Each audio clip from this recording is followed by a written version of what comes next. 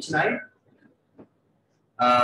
First item is approval of last month's minutes. Did anyone have any questions or anything? And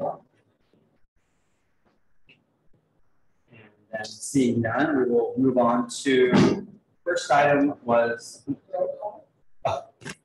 yes. Roll call would be Sarah Bachu here, Michael Lavario here, Jamie Felber here, David Crane here, Jesse Beck, Amanda Liu, Yugami is not here, and Thon Yu is not. You want to put it to the minutes, right, David? Yes. So just to note in the minutes, David Crane is sick, and in the event that he is contagious, he has asked for special permission to attend virtually through the hybrid meeting. So David Crane is here with us virtually. He can vote, but he is not technically part of our quorum. No other special announcements or anything? Okay. Then at that rate, we will move on to number two, which is 9 Chatham Square.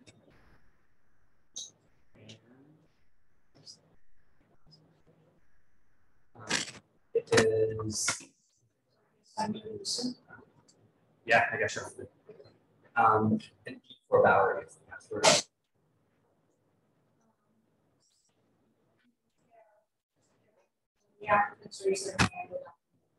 For the applicants for number 2, 9 Chatham Square, you still raise your hand, and Susan will promote you to the meeting.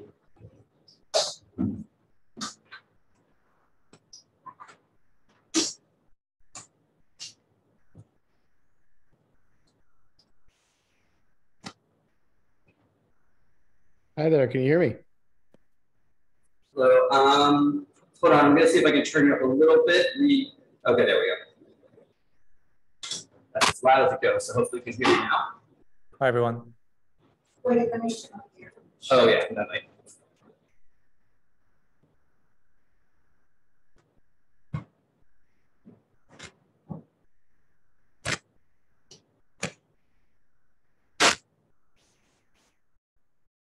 Okay, that's much better actually. Hopefully it doesn't get too warm. So I'm going to give a quick summary of the application, and then we're going to give the applicants an opportunity to add any information or clarify anything that I may have said. We will then give the public an opportunity to speak or ask any questions. The committee will then have an opportunity to ask their questions. The applicant can respond to everything, and then we'll move to making a motion. That is how the items will proceed this evening. So that being said, for this item, it is Kid A LLC is seeking a full on-premises liquor license for a premises located at 9 Chatham Square. It's an application, the CFO is pending, so I'm not sure what the total number of people would be permitted. They're requesting 15 tables with 50 seats and a 20-foot bar with 10 bar stools. But we have full kitchen serving contemporary French food during all hours of operation. The hours of operation are 5 to midnight all days. It will be ambient background music only with a closed fixed facade, sidewalk seating under the open restaurant programs with 4 tables and 10 seats. The location is previously unlicensed. It has been a restaurant, but they just did not hold a liquor license. The applicants do not have any experience with holding a liquor license. However, they do have several different ranges of experience, both internationally and here in New York. That being said, I think that's pretty much everything for a summary of the application. Applicants or Joseph, do you have anything to add or change from what I said?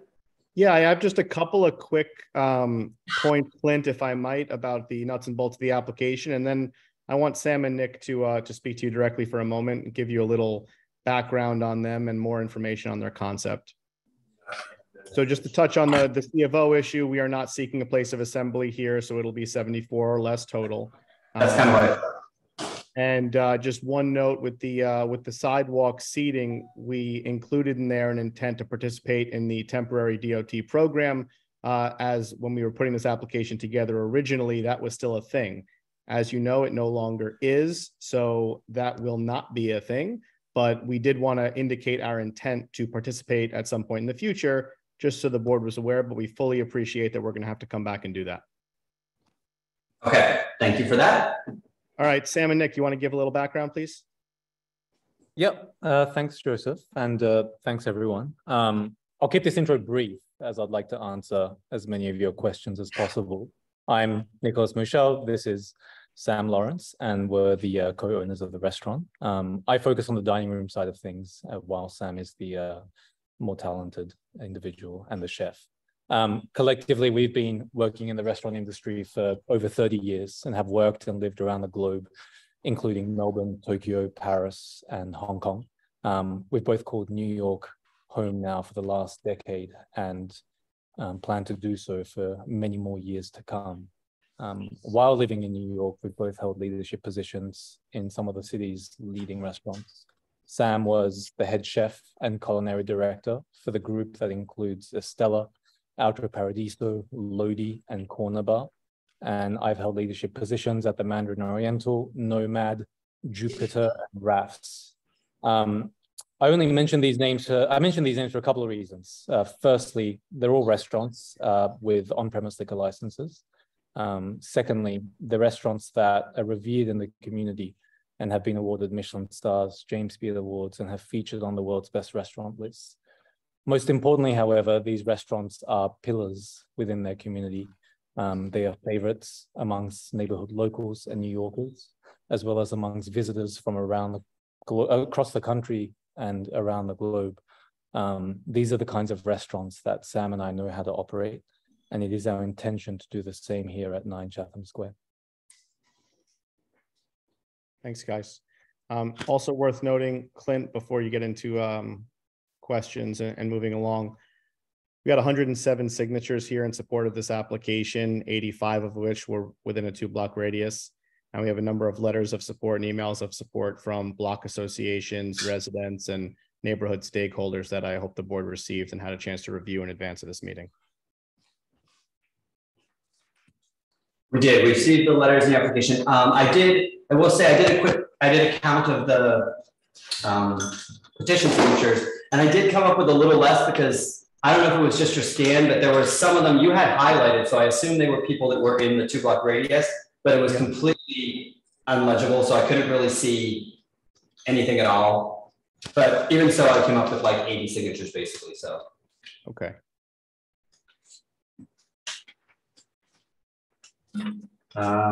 Okay.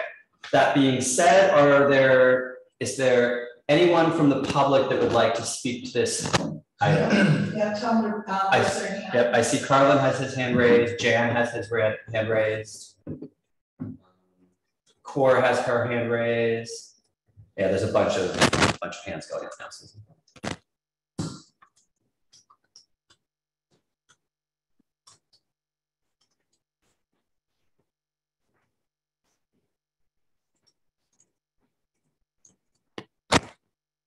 Okay, looks like, go ahead and we'll start with. Now, if you could I have this on mute. If you could let people know they have to accept the panelists. Yes, if you raise your hand, you're going to be promoted to a panelist. You have to accept being promoted to a panelist, and you will be moved into the main meeting. Okay, so let's go ahead and start with, I think, is it Jaja? Yeah, Jaja. You want to go ahead? We're going to give everyone 2 minutes. So if you want to go ahead and start. Yeah. Hi, everyone. So some background about myself. My name's Jaja. I live less than a block away at Chatham Towers, so possibly a 30-second walk away from where Mara is going to be. So I know the area very well. And I think that we should absolutely give Mara a liquor license to operate as a full restaurant. Number one, I'm very excited about a new and different restaurant offering that looks very innovative from their deck. The restaurant needs a liquor license, obviously, to reach its full potential and operate as a full restaurant and to be on par with other restaurants in the area. The second thing would be, I think we have too many empty storefronts on that block and also across the street where Alibaba, the deli, used to be. And we need new businesses like Mara to fill all of this empty retail space that has been vacant for way too long. Third point, I think that we are a welcoming, diverse, and inclusive community. And from what I've heard, I find it alarming and frankly discriminatory to say that we shouldn't support a new creative business like Mara just because it's not Chinese owned or a Chinese cuisine restaurant. And my last point I want to make is that the Dim Sum Palace, the restaurant that burned down last year on the same block, had a full liquor license. They actually were allowed to stay open until 2 a.m. So with all these points, I think that Mara is a great concept and a very exciting restaurant offering. Thank you. Thank you. Next, we will go to, I'm just going to go in order with what's on the screen right now. So next we'll go with Jan Lee. Hi, committee. Can you hear me okay? Yes. Thank you. We met with Nick and Sam and we had a walkthrough which was arranged with them, and we're very grateful that they took the time to do that. We spent over an hour with more than 20 community members, including leaders of our local community groups such as Think Chinatown and representatives of the co-op boards, including our district leader, Justin Yu. We want you to know that this would be the 7th OP, so this is subject to the 500-foot rule. And as far as we have 3 points to make. As far as the outdoor space, at this time we would like to disapprove this for the location, because we feel after speaking with the residents that are on the block and also understanding some of the conflicts with the traffic on there, it would be too disruptive at this time. So moving on to number 2, while we acknowledge that the owner's clear and genuine restaurant experience, we understand that this is their first venue as sole proprietors, and with this in mind and several other factors that community members will voice, we would recommend denying the liquor license for this time. And instead, we propose granting a beer and wine license for a period of 18 months. This approach allows us to conduct a comprehensive review in the future and assess the owner's ability to responsibly manage the establishment at this very critical square. We also want to talk about an upgrade possibility, which we would be very open to, taking input from the community and this committee if the owners demonstrate responsible and respectful operations during this time, but also contingent on a number of things that they've already agreed to, which is a continuance of a 12 a.m. closing time 7 days a week. And if in the event that the DOT awards them an outdoor seating, that they will close that at 10 p.m., which they've agreed to, and also show a proven history of procurement from local Chinatown vendors, which they've also agreed to and are well familiar with. But express a commitment to the support of Chinatown beyond their mere existence as a restaurant in the community. And we understand the importance of fostering responsible business practices while maintaining the culture and social fabric in the neighborhood. We just recommend that we need to strike a balance, and we feel that this would be an accurate balance for us for the community. So we hope that you will take that into consideration when you make your decision. Thank you. Okay, thank you, Jan. Next, I'm going to go to Cor. Hi, so my name is Cor Hazelar, excuse me, and I live in the neighborhood a couple blocks from the site. One thing that makes me a little uncomfortable is that they share an attorney with Chinese Tuxedo, which is just around the corner from the proposed location. Joseph LeVay has been the attorney for Chinese Tuxedo since their upgrade to OP in 2017, and there have been all kinds of shenanigans since then.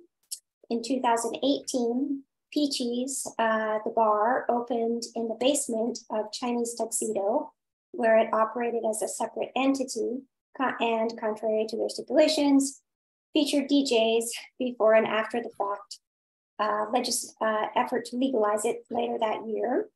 There was some story about a mix-up of floor plans, but nobody really bought that or believed that opening a separate bar downstairs was the correct solution to that problem.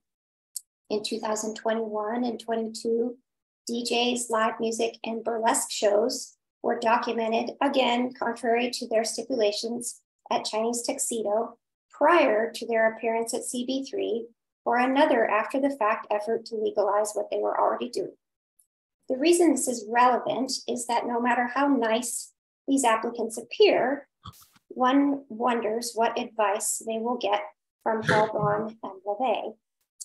I recommend beer and wine for a year or more, which is also consistent with other new restaurants in the neighborhood and will give them the chance to prove themselves.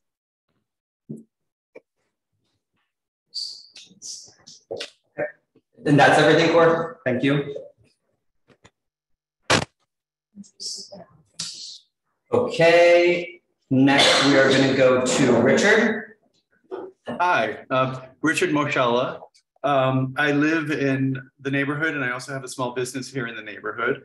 And though I appreciate the points people are making about what could go wrong with the restaurant, I think that it's really important to just look at our neighborhood. I think the city as a whole is having a terrible problem with vacancy rates. And I think that the streets that have vacant storefronts are just more dangerous. And I think that there's less foot traffic, there's less business for all the other businesses in the neighborhood. And I feel if we have a business that's looking to come into our neighborhood, and it's not a check cashing place, and it's not a marijuana store, I think we should be happy to have a good, solid, reputable restaurateur coming in. I know there are other restaurants. They tend to be destination restaurants. So I think they bring people into the neighborhood. And I think that will help all the other businesses in the neighborhood. So I would just like to voice my opinion as being in support of granting them their liquor license, because I think they'll be a great addition to the neighborhood. Okay. Thank you. Next, we are going to move on to Carlin Chan. Yeah, hi, can you hear me? Yes, we can. Okay, my name is Carlin Chan. I'm a resident of this Chinatown neighborhood for well over 60 years. I am speaking in support of Kid A's application for 910 Chatham Square for a full liquor license. I recently met with Nicholas Moshel, who's the operator of this French-style bistro. I believe this is a good addition to the Chinatown dining scene, which has been diversified as the neighborhood itself has. I do not buy into the conversation that Chinatown storefronts should only be rented to Chinese, nor that eating establishments must be for Chinese palates. While Chinatown is still widely known as a cheap eating destination, this moderately priced restaurant offers residents an option other than Chinese food. Chinatown has survived through 9/11, Sandy, COVID-19, and for us to continue, we must welcome other businesses besides pharmacies, optometrists, hair salons, and bubble tea joints. And we should not build virtual walls to keep investment out. Thank you. Thank you, Carlin. Next, we have Jim.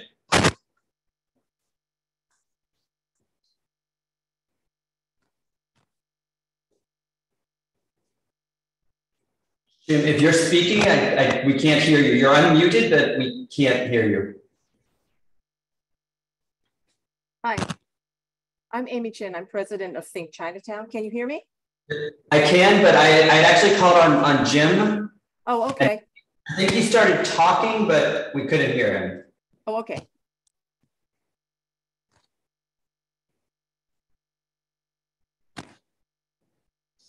He's not muted. Yeah, he's not muted. Just Jim, maybe we'll go on to the next person. We'll go to Amy Chin and come back to you. So Amy, now go ahead, Amy. Okay. Great. Good evening, everyone. I'm Amy Chin. I'm president of Think Chinatown. Personally, I've been involved in Chinatown for over 60 years in a variety of different capacities. And I want to thank the applicants for showing us the space and talking us through what their intents are for this establishment.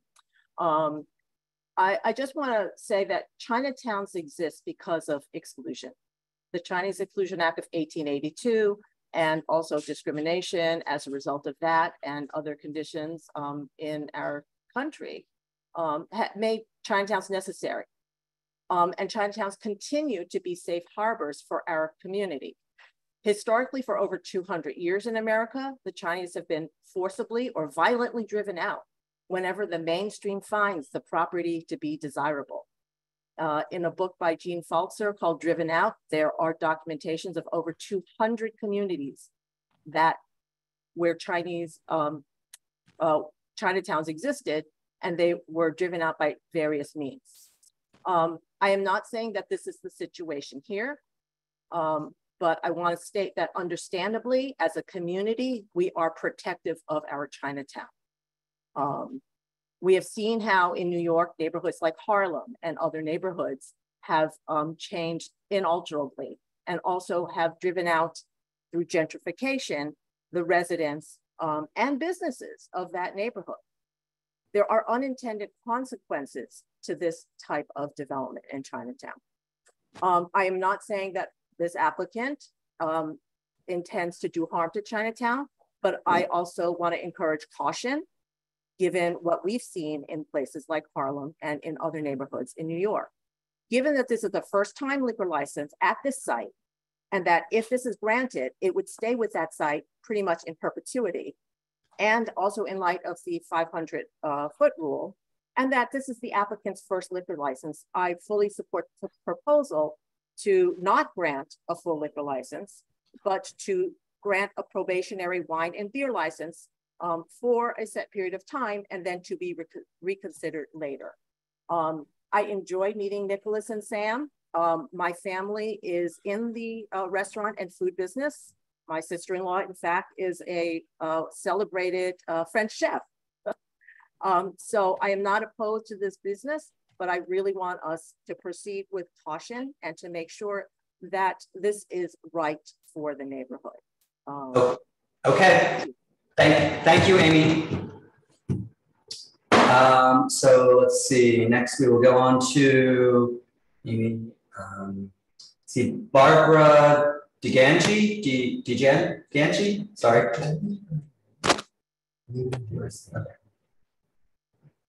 She's muted. Oh, sorry, I don't have any comment at this time. Oh, you said you do not have? Okay. You can remove her, isn't it? Or put it back. Nancy Kong, go ahead and unmute yourself. Hi, thanks, Clint. Hi, everyone. So I wanted to just say that I also live in Chatham Towers, which is less than a block from 9 Chatham Square. I've been going to Hup Sing since I was little. My grandmother used to meet me there. It was our go-to place for quick dim sum. And so my father was a waiter in Chinatown for over 30 years in various restaurants. So many of the Hup Sing waiters we have known for decades. I, along with over dozens of family and friends and neighborhoods from Chatham Towers as well as Chatham Green, are incredibly sad Hup Sing closed, and we miss it very much. But I wanted to echo what someone said. We have multiple empty storefronts and especially with Hup Sing that closed in 2020. I completely agree with the prior points about needing business and wanting to spur economic development here. Dim Sum Palace closed due to a devastating fire. The medical center has been empty. Alibaba, somebody mentioned, has been empty as well. While we're all nostalgic for another Hup Sing, we are in desperate need of new business. I have strong support from many of my friends and neighbors who live in Chatham Towers and Chatham Green that would have expressly said that they would frequent this restaurant and appreciate the diversity. I just wanted to also say I appreciate the concerns raised about the lawyer, but we really should not penalize the new applicants for actions that are completely different from this business. liquor is absolutely critical and essential to their business and the whole experience of this restaurant. And if we do that, I feel like we're not giving them a fair chance to start their business on an even footing. More importantly, Dim Sum Palace had a liquor license and they were allowed to open until 2 a.m. So we're really, you know, putting a lot of restrictions on this new business. I also agree with the comments made about our area. This is an amazingly historic street, the crossroads of 5 Points. Over the past 200 years, the neighborhood has been home to many diverse groups, including African Americans, Irish, German, Jewish, and Italian, as well as the Chinese immigrants. And this community really stands for diversity and inclusion and not exclusion. So I strongly urge the committee to approve the application. Thank you. Thank you, Nancy. I did see Jim sent a message that he got his audio fixed. So Jim, if you want to go ahead. Yeah, can you hear me now? Yes, we can hear you now. Great. Sorry about that. I just wanted to voice my support, strong support for the restaurant and their application. I'm a resident of Chatham Tower, just around the corner, and have been here about 10 years. You know, I would urge that everybody trust, and you know, there's been a lot of conversation about, oh, this is their first restaurant or this is their first attempt. You know, I'm familiar with the restaurants that these gentlemen have been involved with. They're well run. They are respectful. They are, as I think Nicholas noted, they are pillars of their community. You know, and I think we should allow them to have a foundation to start and run a successful business. It would be ideal to have, you know, a restaurant of the caliber, more footsteps in Chinatown, less empty storefronts. I think it's a win-win for everybody. And, you know, and I'm just going to add on, I think, to what maybe Nancy said or somebody prior, like, I feel like we're penalizing or attempting to penalize these gentlemen or this new restaurant with things that other restaurants who are maybe sort of associated or have some, you know, tangential connection or whatever you call it to them. I don't think that's quite fair. You know, and I think that these, you know, it's everything I've seen about the restaurant and my conversations, it looks like it's going to be an amazing place and a great draw to our community to bring more people. And, you know, why hamstring them from the beginning? So I just want to voice my full support for their application and all they are asking for. Great. Thank you, Jim. And just one quick question for you. I know you said you dialed by phone. Is your phone ending in 115? Your phone number that you dialed in from? I think it is X-ray. Okay, then that's someone else. Sorry. Okay, so the next person would be Francesco Galetto.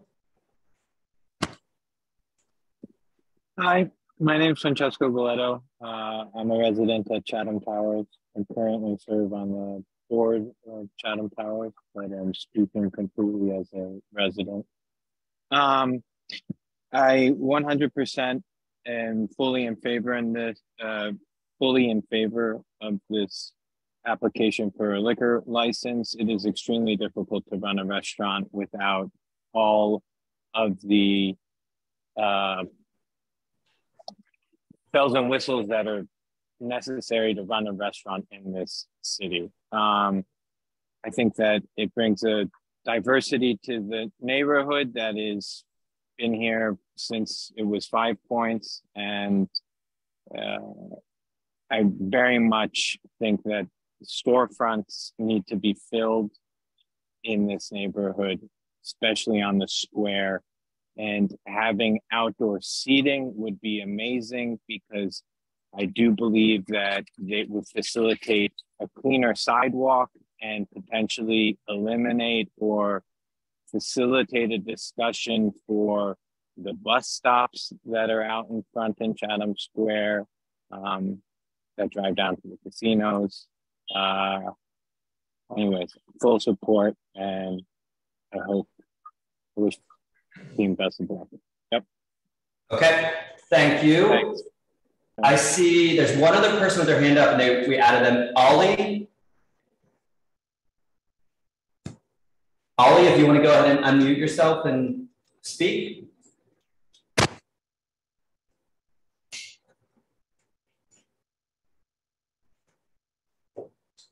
Okay, Ollie, I'm going to move on to someone and come back to you, but if not, we're going to have to move on. I see there was one other person that I think was a phone number that dialed in.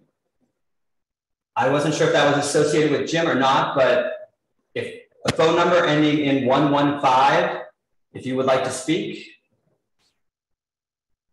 Okay, it seems like I think everyone has had the opportunity to speak. Richard, yeah. And Richard, you already spoke, correct? I know you turned your camera off, but I think you already spoke. Okay.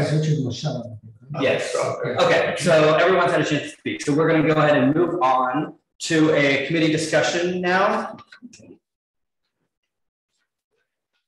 Do any committee members have any other questions for the applicants this time? I think the only question I had, so Joseph or the applicants, either one of you could address this. I think, did you say, I know that Jan mentioned that they were requesting that you would not use the outdoor space at this time and come back later to discuss that, but I think you said something similar, Joseph. Now that the program has changed, you're not going to use the sidewalk seating? Yeah, what I said, Clint, was in the interest of efficiency here and understanding that there's no more temporary program to apply for, we'd have to wait for the full program anyway. So I'm happy to just strike that from the application altogether, and we'll just cross that bridge when we deal with it in the future. Okay, so for now, we're not, at this point, there is no outdoor seating. We're removing that from the application. Correct, okay. Because there's no application process for us yet.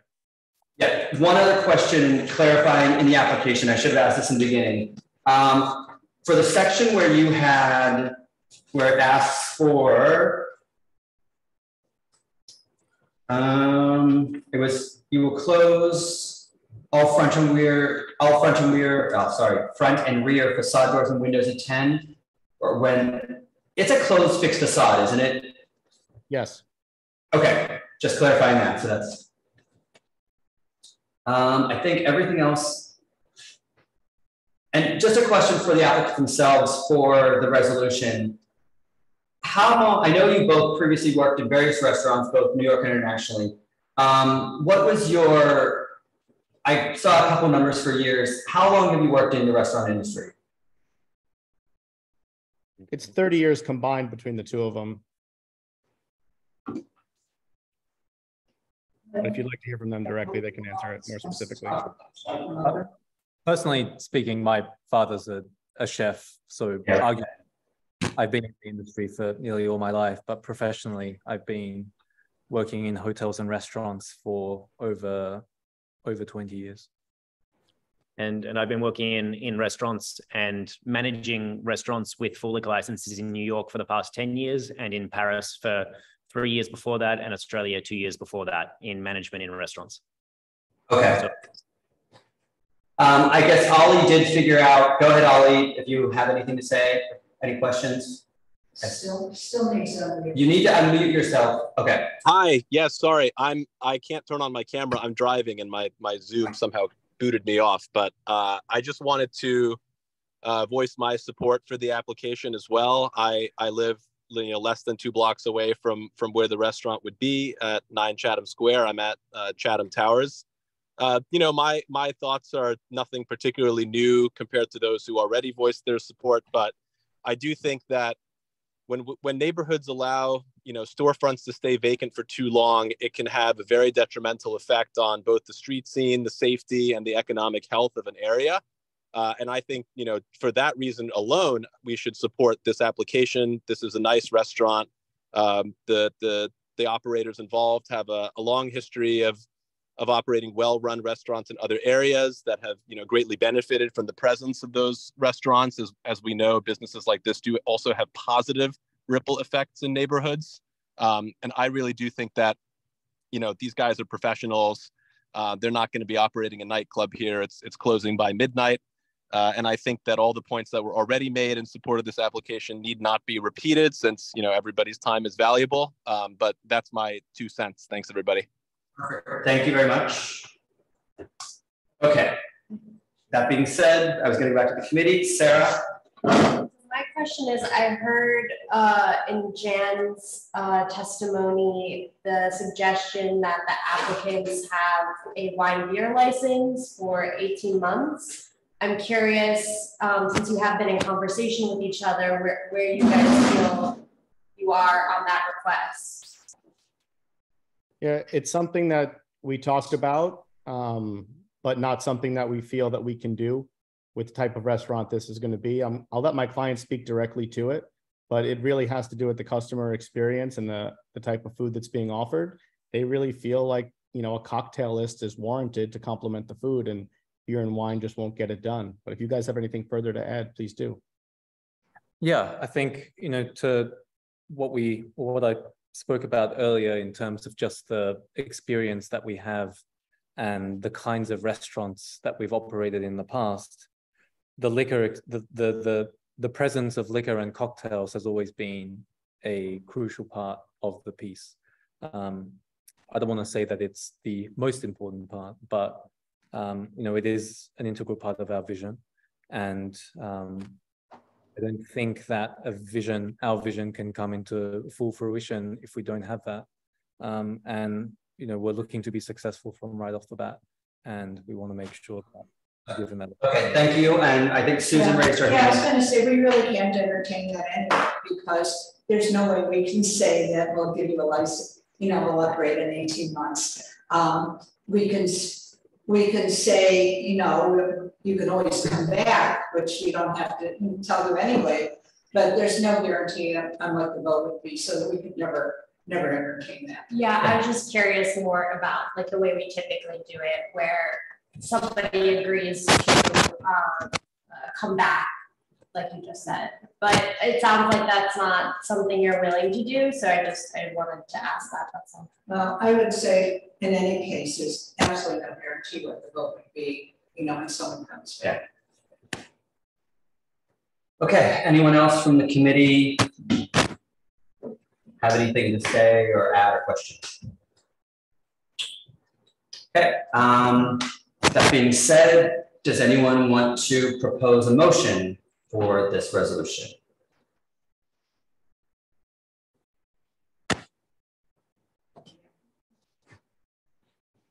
Okay, I will make a motion that we would deny unless they would agree to all those standard stipulations we mentioned, which I'll go through in a moment. But yes, the question is everyone okay with, I know there was discussion of a beer wine, is everyone okay with granting a full liquor license? 100%. The laundry list of restaurants these two have worked in, they're common enough rates. And it's difficult. It's not easy to run a restaurant without it. I understand where you're coming from. You know, I'm going to echo some of the sentiments of the Chinatown Core Bar Association as well. I think Chinatown would be more in favor of and probationary. I would just add, I think that this is similar to discussion we had last committee meeting last month around when we have competent operators who are coming in good faith, who are proactively meeting with community members and making adjustments to application. I feel like I want to reward that and do trust in good faith, like Jamie said, that they have enough experience to back them. So I'm feeling comfortable with the OP, just given that I hope you guys will continue to remain in conversation with the community and make sure that everything is addressed. It seems like you've been doing a good job thus far. So, you know, I would just ask them to keep doing that. David, I think you had your hand up. I wasn't sure if you were. I'm also fine with granting this license. It's not an oversaturated area. It does look like a restaurant. Okay, so it sounds like it's the majority in support of granting a full liquor license. So at that point, I will go ahead and read through the resolution, and we can read through the stipulations and move to a vote. So this is an application for an establishment with 74 people, 15 tables and 15 seats, a 20-foot bar with 10 bar stools. Full kitchen serving French food during all hours of operation, Hours of operation of 5 p.m. to 12 p.m. all day. Ambient background music only. Closed fixed facade. Sidewalk. Well, actually, we're removing sidewalk seating, so I'm going to take that out. And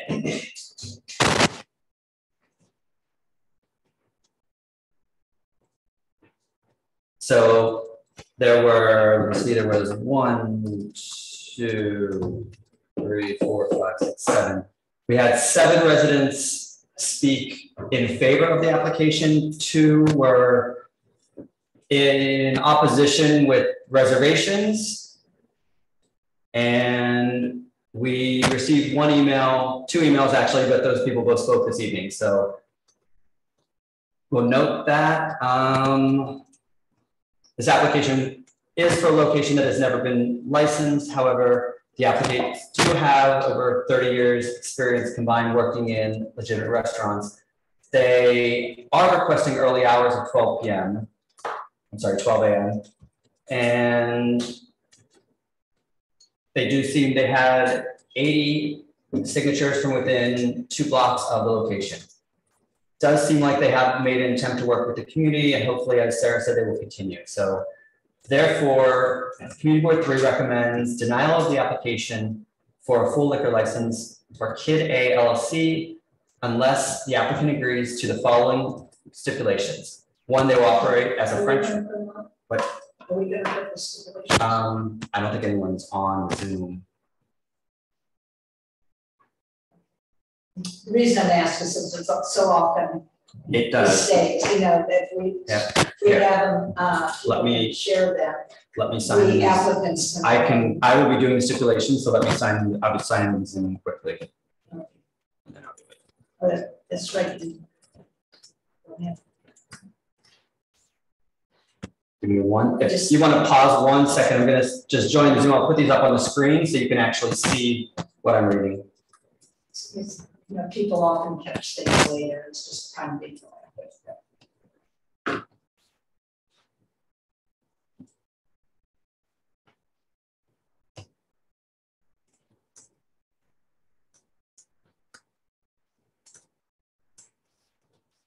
Oh, of course, now my Zoom is installing the updates, probably that yours just did.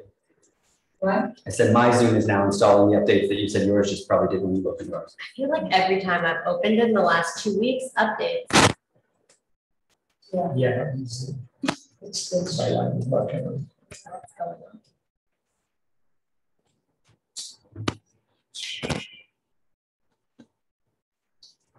Okay, I'm in. I will promote myself.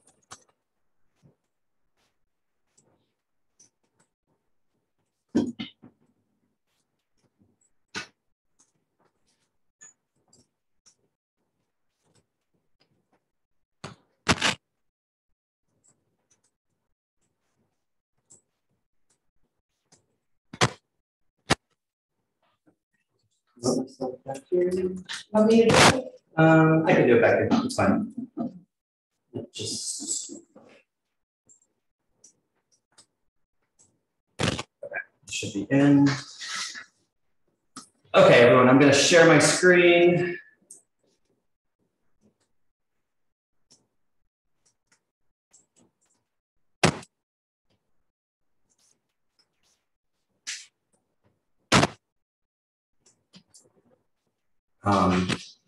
The host has disabled participant screen sharing. It says the host has disabled participant screen sharing. Oh, I can make myself a co-host. Sorry.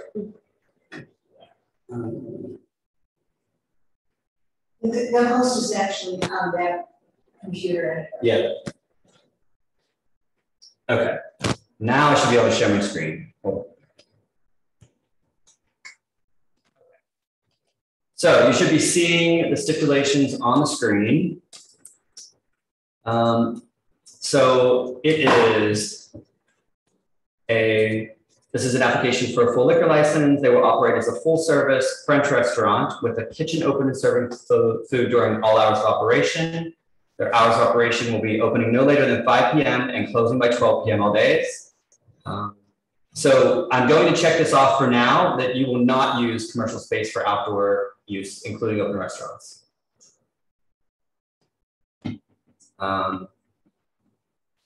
You're not having security. You did say you will install soundproofing.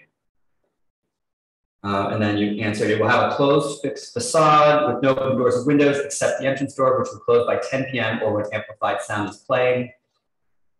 It will not have DJs, live music, and third-party promoted events, any event which a cover fee is charged, scheduled performances, or they will have up to 20 private parties per year.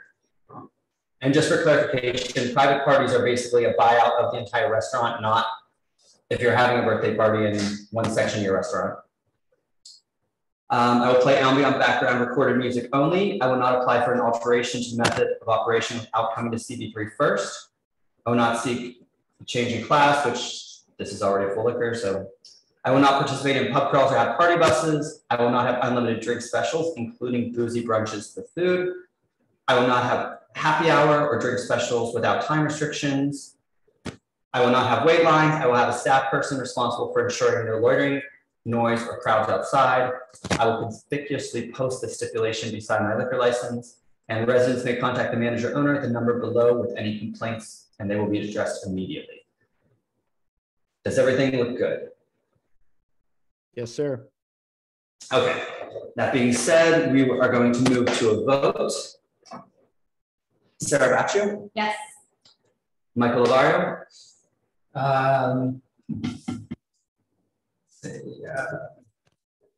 Yes. Jamie Felber? Yes. Meltzer? Yes. David Crane? Yes. Amanda Liu, absent. Nagami, absent. Thon, absent. Jesse, Beck, absent. Okay, the vote carries. Then we will send out the stipulation forms to you, Joseph. Given that the full board meeting isn't really until September, we don't have as much of a rush on them this time? I would like to get them done. Okay, so we're still going to use the standard practice. We'll get them out to you this week, and if you can get them back to us ASAP, that would be great. Yeah. You got it. Next week. Okay. By early next week will be fine. So the office will be sending this out to you. Great. Thanks, Clint. Okay, thank you.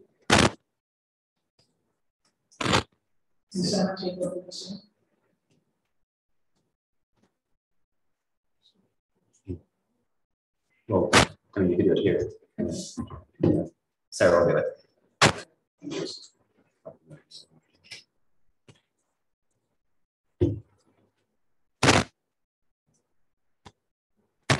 Okay, so we're gonna just get someone set up, Sarah set up on Zoom here, but as we start, I'm gonna move on to item number 3, which is 40 Clinton Street.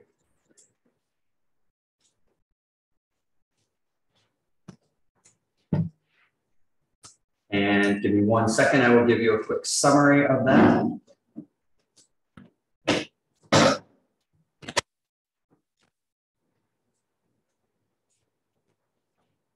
Okay, so this is an application for a wine and beer license. The premise is located at 40 Clinton Street. We need to confirm the number of people. I'm assuming it's probably a 74 occupancy, but they'll have 11 tables and 23 seats with a bar that includes 8 seats. It is Romanian style tapas prepared with a full kitchen, serving food during all hours of operation, with recorded music at background levels. A few of these things we will confirm with the applicant, and I think if you're raising, the applicants can raise their hand, we will promote you and you can speak after I'm done with the introduction. There are currently 15 on-premises licenses within 500 feet, according to the SLA land map. This license is currently not licensed and has never been licensed before. It does not have any experience as a license holder, however, does have experience working as a chef in restaurants. There were 2 complaints, commercial click-through, 1 complaints at this location since 2020. We did not receive any emails or responses from any kind of community residents. We'll see if anyone's here to speak tonight.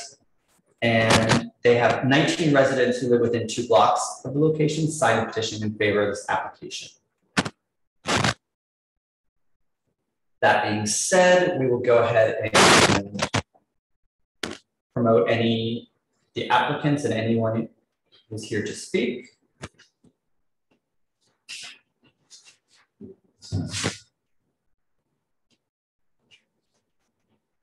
Elias, you're the applicant, correct? Yes.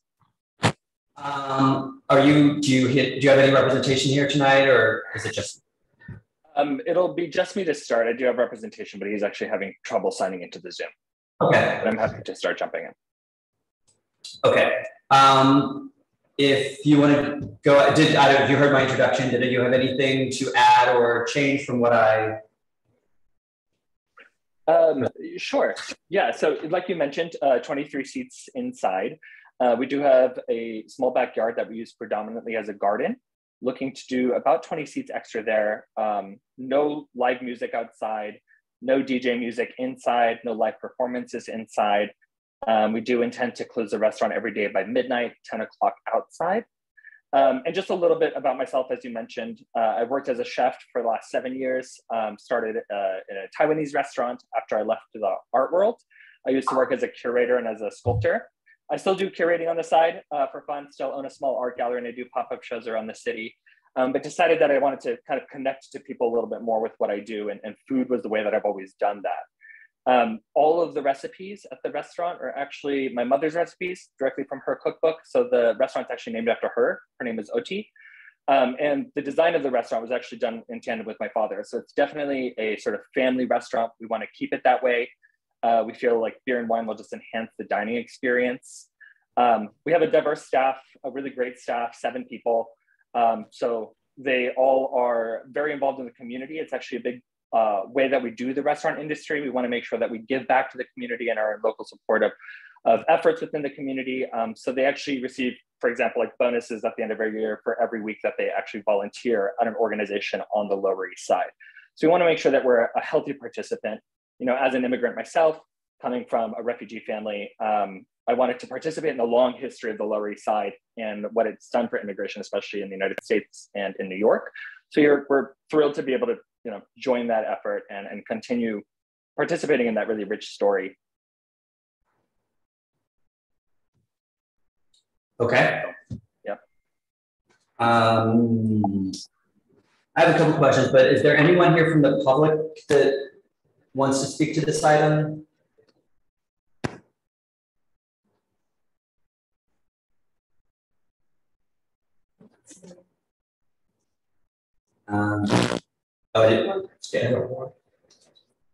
Okay, we'll promote Pam Ito.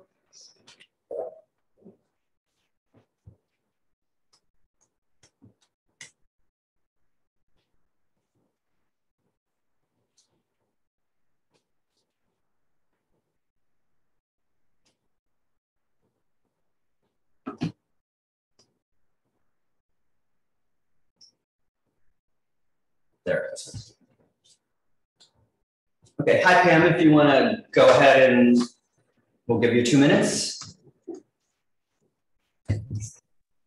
Hi there. Thank you so much for letting me join on. I just had a quick question. I was wondering if you could tell us a little bit about your business plan for this space. And I was mostly concerned in speaking with neighbors about the backyard, and people felt like even at 10 o'clock, I mean, when you close the space at 10, it takes a little while to get people out of there. And since the neighborhood is still pretty residential in the backyards, connecting to different, basically all the apartments that connect to the backyards, we were just concerned about noise. Absolutely, I'd be happy to speak to that. So you're right, we do have a 10 o'clock closing for the garden, but actually last call is at 9. So we wrap up service outdoors at 9 to make sure that by 10 o'clock, the diners are out of the backyard. So we do want to be conscious of the fact that we do have, residents and neighbors, friends that I have living in the building as well, that we want to be conscious of the sound levels as there. So that's also why we don't have any live music outside, and we limit the outdoor seating to no more than 20, because we don't want also a very rambunctious crowd. Okay. But you haven't had any experiences selling liquor or serving folks in a restaurant? No, not as a license holder. I've worked in other restaurants where there's liquor licenses available, like ROKC and NR on the Upper East Side, but I haven't ever held a license myself. Would you consider opening the restaurant without the backyard space? And would the backyard space be available even in the winter? Are you planning on heating it? That's a great question. We don't plan on heating it, and we'll keep it closed seasonally. So we're only open during like late spring through summer, early fall, and then we close it the rest of the year to, again, be conscious of the fact that we don't want year-round noise. We have thought about, crunching the numbers with just doing interior seats, but because we have interior seats at 23, we feel like it would be definitely very beneficial to have those extra seats in the backyard for beer and wine, even with the limited hours compared to the interior of the restaurant. Is it possible to go in the front on the street like everybody else? Yeah, Pam, this wasn't really to be back and forth at this point. We were just going to take the public comment. So we'll follow up. We'll go back to this, but I'm just going to see if there's anyone else from the public that had any questions.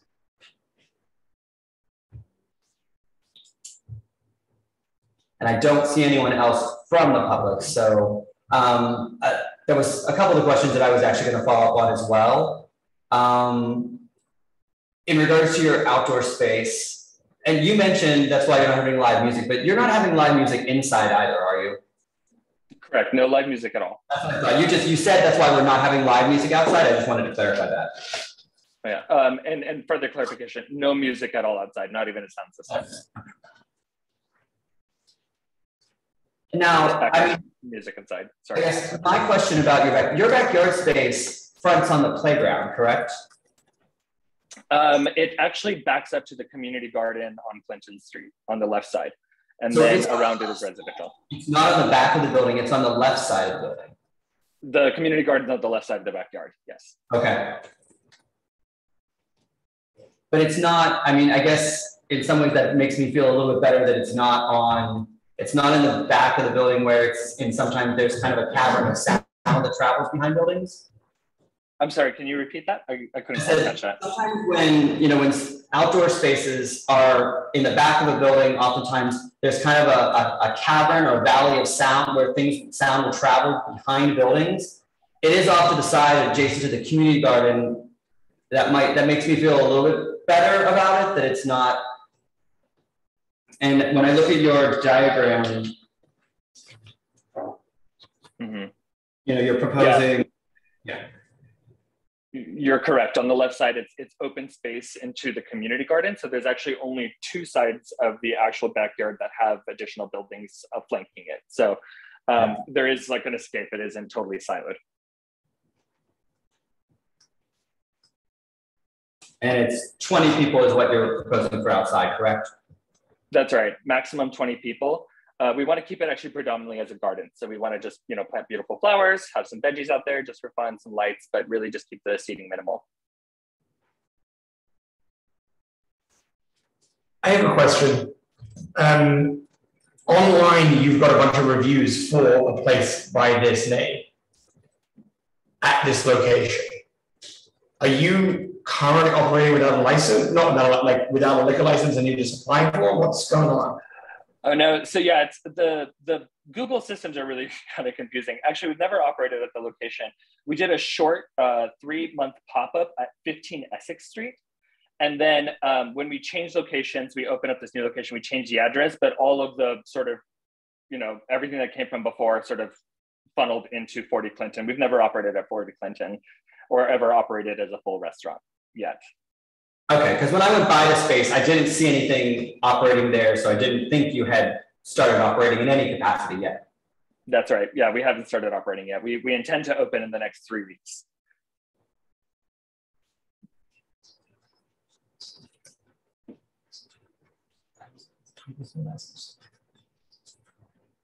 That's unfair. And it's, I mean, non-traditional cuisine. It's non authoritative. Yes. They're not involved with this. So right now you're only proposing 4 p.m. to 10 p.m. outside, but you said you would be basically doing your last serving outside at 10 and people would be finishing up and moving on. That's right. Yeah, last call at 9, finished by 10. And we fully closed everyone out by 10. That's the plan. Yep, absolutely. And interior closed at midnight. Anyone else from the committee have any questions or comments about this?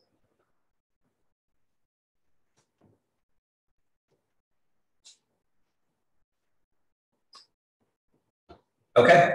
I'll make a comment, and it's to the operator. I'm very familiar with this building, going back decades. I question who owns the ground under that backyard. It has nothing to do with this application, but you might want to make sure that you're protected. Thank you. Yes. It should be in the lease. We've seen that happen before. Okay.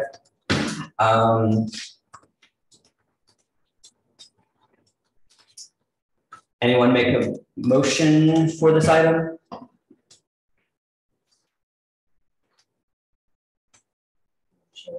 Deny this stipulation. Okay. Anyone opposed? Okay. Then I will go ahead and put up the stipulation form. Just to clarify, Clint, you don't oppose a motion. Oh, I should have been a second. It should have been a second. Seconded, perhaps. Okay, debate now begins. Okay. Yes. Technically, Sarah made the motion. I'll second. I will now read the resolution.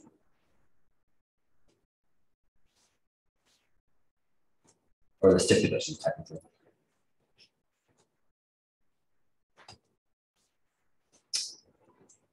Okay, I'm going to share these on the Zoom screen.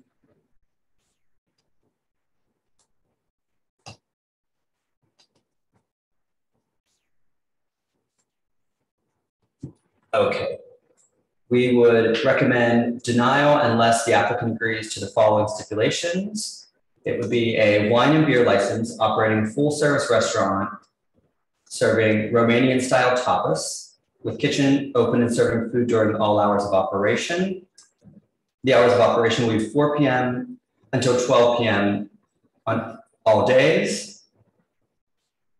I will close all outdoor dining allowed under the temporary open restaurant programs or any other outdoor uses by 10 p.m. and will not have any speakers or TV monitors outdoor. I will install soundproofing. I will have a closed fixed facade with no open doors or windows except the entrance door, which will close by 10 p.m. or when any amplified sound is playing. Will not have DJs, live music, third-party promoted events, any event in which a cover fee is charged, or scheduled performances. I will play ambient recorded background music only. Will not apply for an alteration to the method of operation or any alterations without first coming for CV3. I will not seek a changing class to a full on-premises liquor license without first obtaining approval from CV3. I will not participate in pub crawls or have party buses come to the establishment. I will not have unlimited drink specials, including boozy brunches with food. I will not have happy hour drink specials with or without time restrictions. I will not have wait lines outside. You didn't check off, will you have a staff person just to ensure there's no loitering, noise, or crowds outside? Absolutely, yes. And, sorry, check out the box. I will conspicuously post the stipulation beside the liquor license. Residents may contact the manager at the number below with any complaints and they will be addressed immediately. Everything look good? It looks great, yeah, thank you. Okay, so we will save these and the office will be sending, oh, well, we need to go to a vote. Start with Sarah Bachu. Yes. Wait, before you vote, I mean, this is debate period. I think you're using a motion as to end a debate as opposed to begin it. I don't know, backyard use. This is a side yard, I know, and it's not directly in the back. How essential is that? to this business, because it can be a problem, even though, you know, you're going to do last call at 9 and shut by 10 and not have sound. I'd rather not see backyard use happening in the type of neighborhood that is Clinton Street, personally. I understand. Is it okay if I respond, or are you asking? Yes. Oh, yes. Yes, absolutely. I think I understand the concerns. I do think that having that extra seating outside, especially because the restaurant is a very small, intimate restaurant at 23 seats, it is pretty important to the survival of the restaurant, to be honest, to have those extra seats outside and the beer and wine to supplement it.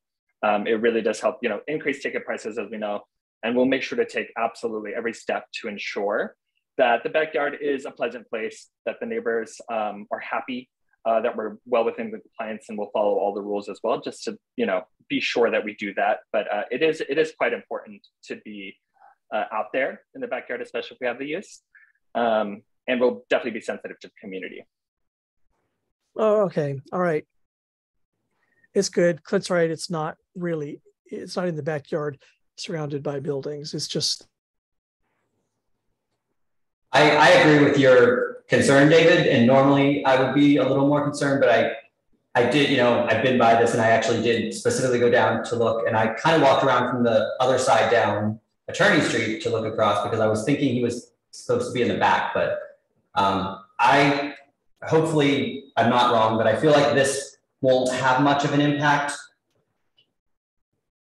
I think you're probably right. Did you hear what I said before you spoke, or was I muted at that time? Where you said? After he spoke. About the ownership portion? No. So I was muted. I was saying, okay, I understand. It is not the actual backyard. It's a side yard, not surrounded by buildings, and there's some air shaft windows that look over it. It's really like that. So I'm cool now. Okay. Okay, so that being said, I guess he's okay with the stipulations. I guess we will move to a vote. Sarah Bachu? Yes. Michael Lavario? Yes. Jamie Felber? Yes. Amanda Liu? Absent. Jesse Beck? Absent. Nagami? Absent. And Thon absent.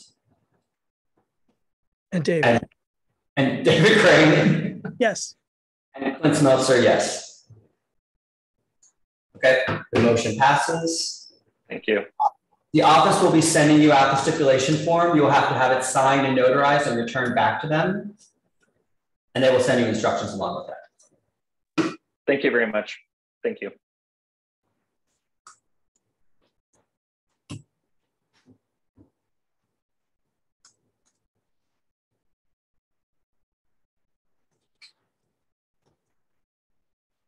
Okay, I'm just saving this one. We'll move on to the next item is going to be number 4. It's 43 East 1st Street. If the applicants are here, go ahead and raise your hand.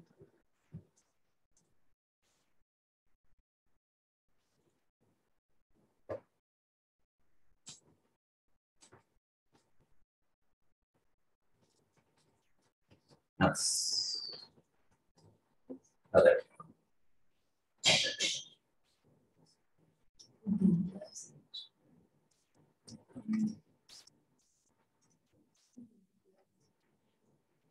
Okay, Frank.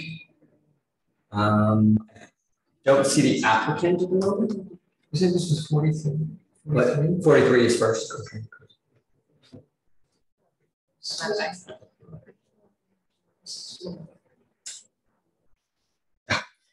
We'll be ready.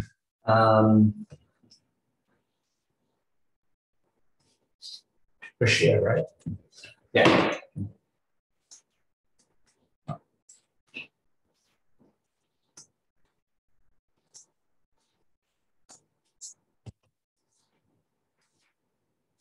Okay, we'll give them a second. I'm going to go ahead and give a brief little summary, and then the applicant or his attorney can clarify anything. This also application was heard last month, and they withdrew to meet with the block association. So this is an application for an upgrade to a full on-premises license located at 43 East Firth Street.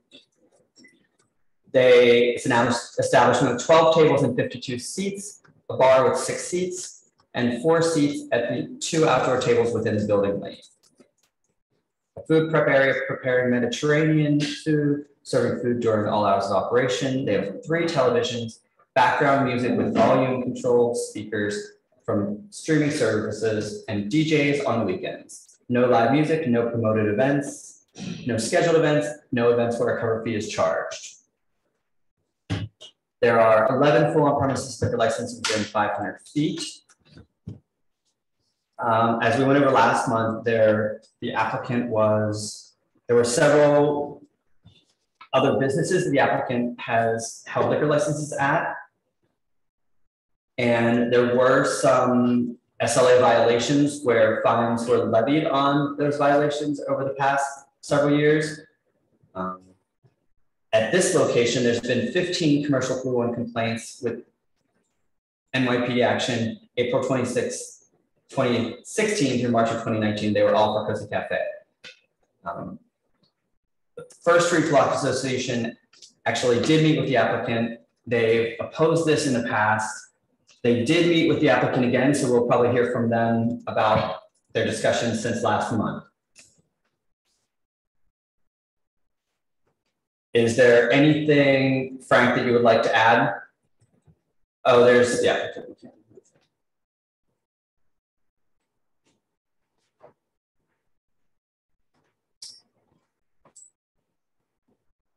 Okay, Sharif or Frank, if you want to go ahead and unmute yourself.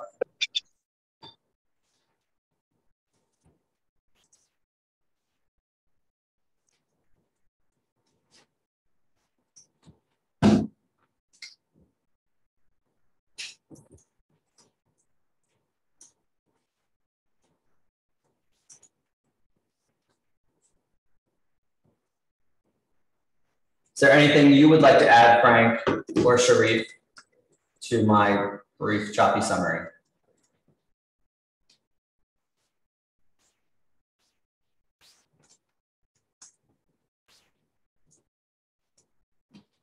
Hello, you hear me? Yes, hello? We can hear you. Yes, sir, you hear me? Yes, we can hear you, Sharif. Yeah, Please go. yeah. I'm sorry. How you doing? My name is Sharif Bashir. I own Cozy Cafe for the last 19 years. Last time I'm in a meeting, he told me go to the Black Situation President. I sit down with him. We have a very good meeting and we compromise for everything. And just I need my lawyer to correct the point. Everybody be in the right page. I'm sorry, could you repeat the last portion of what you said? I need my lawyer, Frank Balelo, to correct the point with the president of Black Situation. Everybody be in the right page. Okay, so Frank, can you elaborate on that?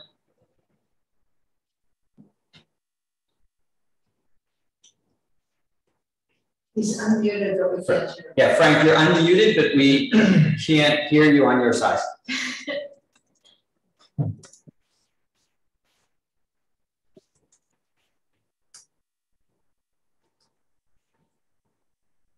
Call in on your phone.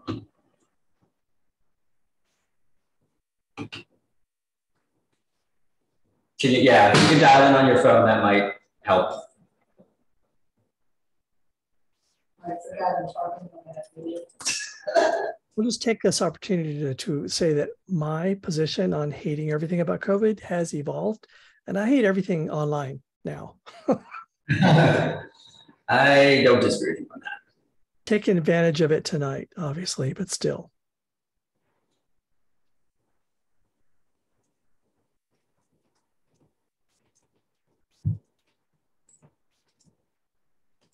This is the first time we haven't had tech problems. We are not having tech problems, yes. I can't tell you how many afternoons I spent with the guy that installed the stuff. Nice. And David, from your side, can you hear us okay tonight? Is everything? Actually can. Sometimes it's quite loud, but that's better than the alternative. Okay. I'm thinking in the future, I don't think we can do it, but if that screen could be moved, 90 degrees around, then you would be looking at the camera. Or anyway, it's potentially something for Susan to think about. But it'd be better if I'm looking at the side of your head, for instance, all y'all. Yeah. But it's great. I can hear everybody, including Susan. Okay, let's see. Let's see if Frank is joining in.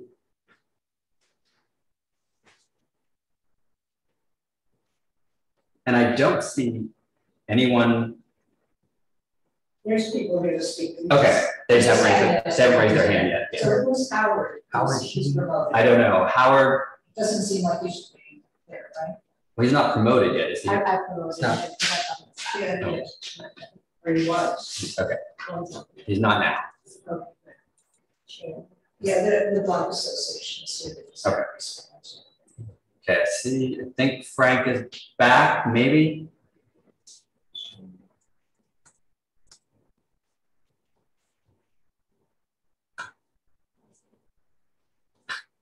It's not on his phone.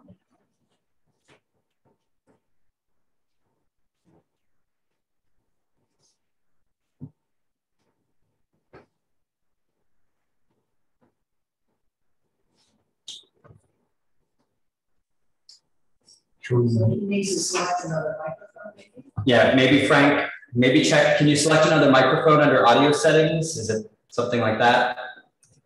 In Zoom? Next to, tell him next to the unmute.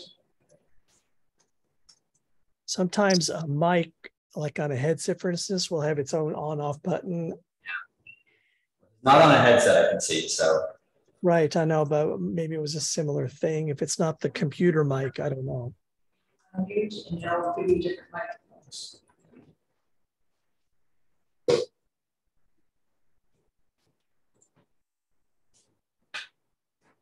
I would move on to the public, but we kind of need to hear from Frank about what is different or what has been changed before we can.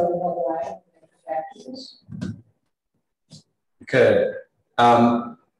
Frank, should we move on to another item and then come back to you? No? Okay. I mean, you're kind of essential. Sharif hasn't spoken to what the issue was, so unfortunately we need to hear from you. He needs to do one or the other. He didn't talk or let us know.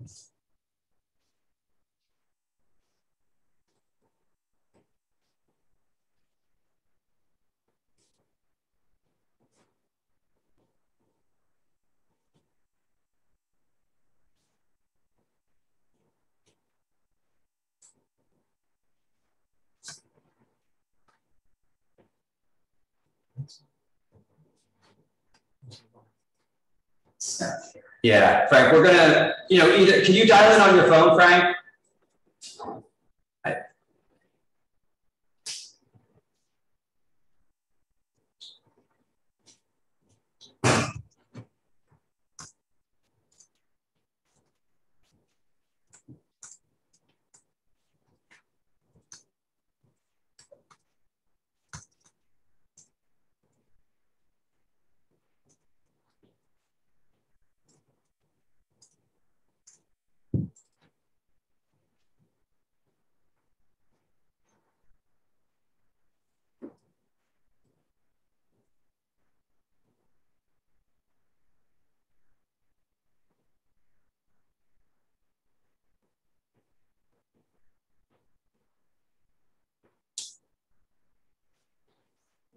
I think he's dialing his phone now.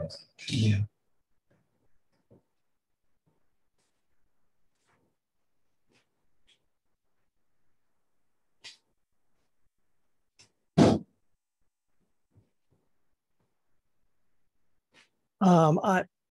If Frank can't find a way to get himself heard, it's kind of on the applicant to explain. He's dialing his phone. I think you're the 516 number, Frank, right?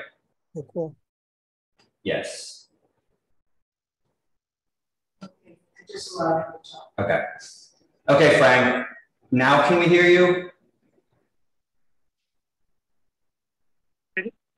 Yes. Now we can. I gotta leave the computer. Hold on. Okay, you should be able to hear me now. I sat through everything. I sat through the first three cases, or two cases. We can hear you now, fine and frank. So thank you for your patience. okay, so Sharif said that you were going to speak to some item. I'm not sure which. I believe that Sharif and the neighbors did have a conversation, but it wound up in an agreement that we couldn't make. So. Okay, so Sharif said there was one. Well, maybe Clint, I don't want to overstep. Maybe the neighbor himself wants to describe the. Okay, so I guess the question is, we wanted to know, Sharif said he came to an agreement with the neighbors, but then he said there was one point that you were going to speak to, but if you don't want to, I guess we can hear from the neighbors and the block. No, I can't. No, I can. I think Sharif didn't understand what the agreement was, but once I explained to him what the agreement was, it was not something that he felt he could do. Okay, so the agreement basically adds that Sharif cut the hours immediately, and the next time the license is up for renewal, which is in 18 months, the Block Association would consider allowing an upgrade. That was the agreement that was offered. And if Robert's listening and I'm speaking out of turn, I apologize. So, I'm sorry. No, what was it? So they would cut hours immediately and not go for a full license. Yeah, I forwarded the agreement to you guys. Yeah, but that wasn't signed, so it's just a piece of paper. Yeah. Well, no, but that's the thing. Sharif was saying he agreed to it, but Frank wanted to talk to something. Frank's now saying he doesn't agree to it. So I think we have to now go to the Block Association and hear what they have to say. So if I guess Robert or whoever's here from the public who wants to speak to this item, please raise your hand. Wait, hang on, before we do that, Frank, the piece of paper that we got from the First Street Block Association, I assume you've also seen it, and Bashir has also seen it, confirming that you do or do not agree to it. The agreement as drawn, we cannot agree to. You do have an agreement. No, it was never signed. Well, sure, but if you do have an agreement, then the agreement is to withdraw from this meeting anyway. So we agree with the spirit of it, and we're willing to reduce our hours, but we're not willing to reduce our hours and wait 18 months for then potential consideration. They agree with the spirit of reducing hours, but not the way it's currently structured. If I understood that correctly. So, Frank,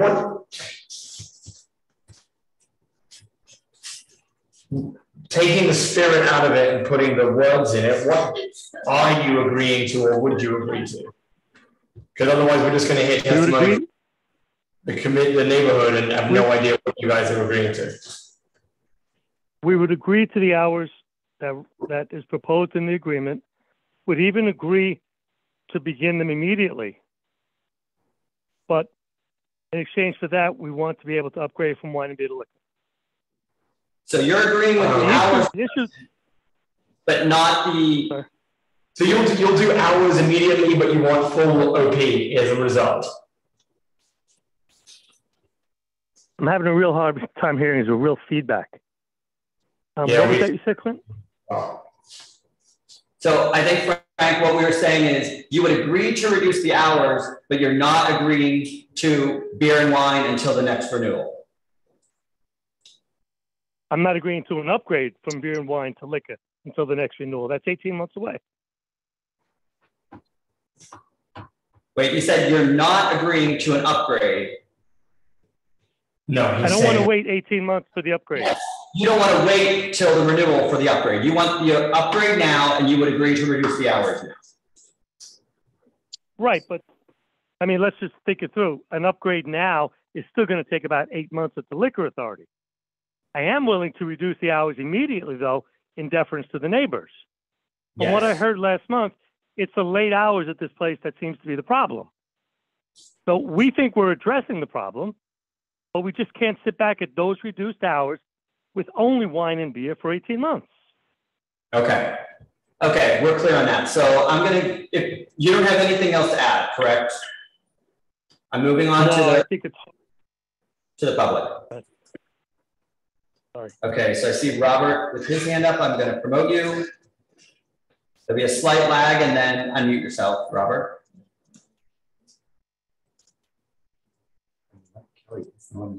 He's not this attorney, so I don't know. We can ask him.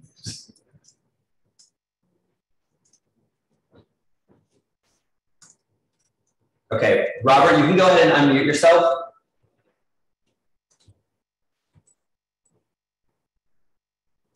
But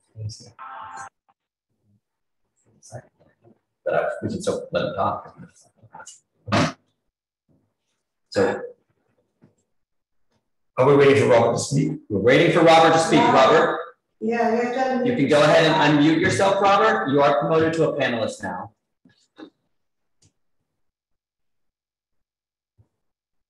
Okay, can you hear me?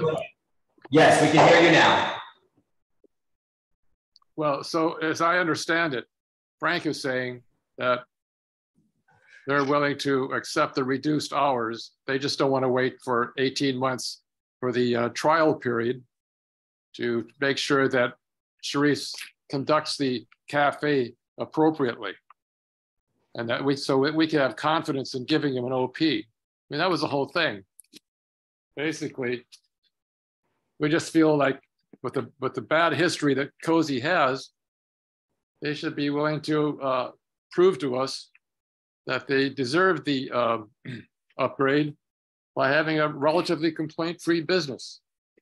And we thought that the appropriate way to do that would be to wait, make them run that complaint-free business until the upgrade comes. And then when the upgrade comes around, we'll give it serious consideration. It's just, if the conduct is but appropriate, I'd be happy to consider it and, start all over again, But we need the hours too. The hours are important. So what Frank was saying, Robert, was they're willing to reduce the hours immediately, even though they won't get their upgrade. Even if we were to recommend an upgrade this evening, by the time it goes to the SLA, that probably won't happen for another 6-8 months. 8 to 10. 8 to 10. Apparently temporaries take that long as well. So Frank is saying it'll take 8 to 10 months to even get their temporary license. He's saying they're willing to reduce their hours now instead of even waiting until they got the upgrade. Correct. So they are willing to go with the reduced hours, Robert, but they're saying they don't want to wait till their renewal comes up, which is another 18 months for the upgrade. Well, I've got a problem here.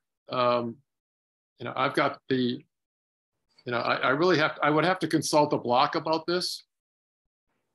The block association, the people that have voted to support us on this matter. Yeah. So, I don't feel like I can unilaterally change the document without a vote from the block.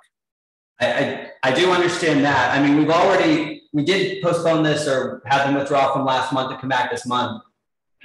It's might be asking them a lot to do that again. Yeah. I mean, you've had the chance to work with him, and I know you did, and I know they met with you. I just don't know that waiting another month is going to change anything. Well, what it changes is that I have, that I respect the opinion of the block association. That's the important thing here. That's one of the important things here. Well, I understand that you can't necessarily speak for them without a vote. I'm just saying I don't know that it's going to change anything for us. If we wait another month, it sounds like you're pretty resolute in the fact that you would rather have them wait for the upgrade and show that they are responsible operators. Yes. So I don't think waiting for another month, from what I'm hearing, waiting for another month for you to present this to your block association probably isn't going to change the vote. So I'm under the opinion that I think we should probably just move on with this tonight, and we can make some sort of decision based on all the information that's been presented to us. You know, we have another speaker from the block, Martha. She hasn't raised her hand. Martha, did you want to? There, actually, there's a Michael Kelly. I'm gonna promote Michael Kelly. I'm not. Is he from? But he only raised his hand for this one though. He didn't have it up before. Is it? Is it two representatives? Unless it's unless it's another Michael Kelly. I'm gonna. So we're gonna promote Michael Kelly and see what. And then we'll promote Martha Danziger. Okay, Michael Kelly, do you want to go ahead and unmute yourself if you're? Yes, Michael. It is Michael. It's not me, different Michael. It's not me you're looking for right now. Oh, okay, you raised your hand, so we're going to move you back. Okay. Sorry. Okay, Martha's. Yeah, okay, so I think promote Martha. Okay. Okay, Martha, I think you have been promoted. It should just take a second and you can, oh, Martha, it says you declined to be promoted to panelist. You have to accept that in order to speak. Her hand raised. I don't think we have to force people to speak. Well, no, but she raised her hand, so that's why. I think she's promoted. Yes. Okay, Martha, go ahead if you wanted to speak. You'll have to unmute yourself first.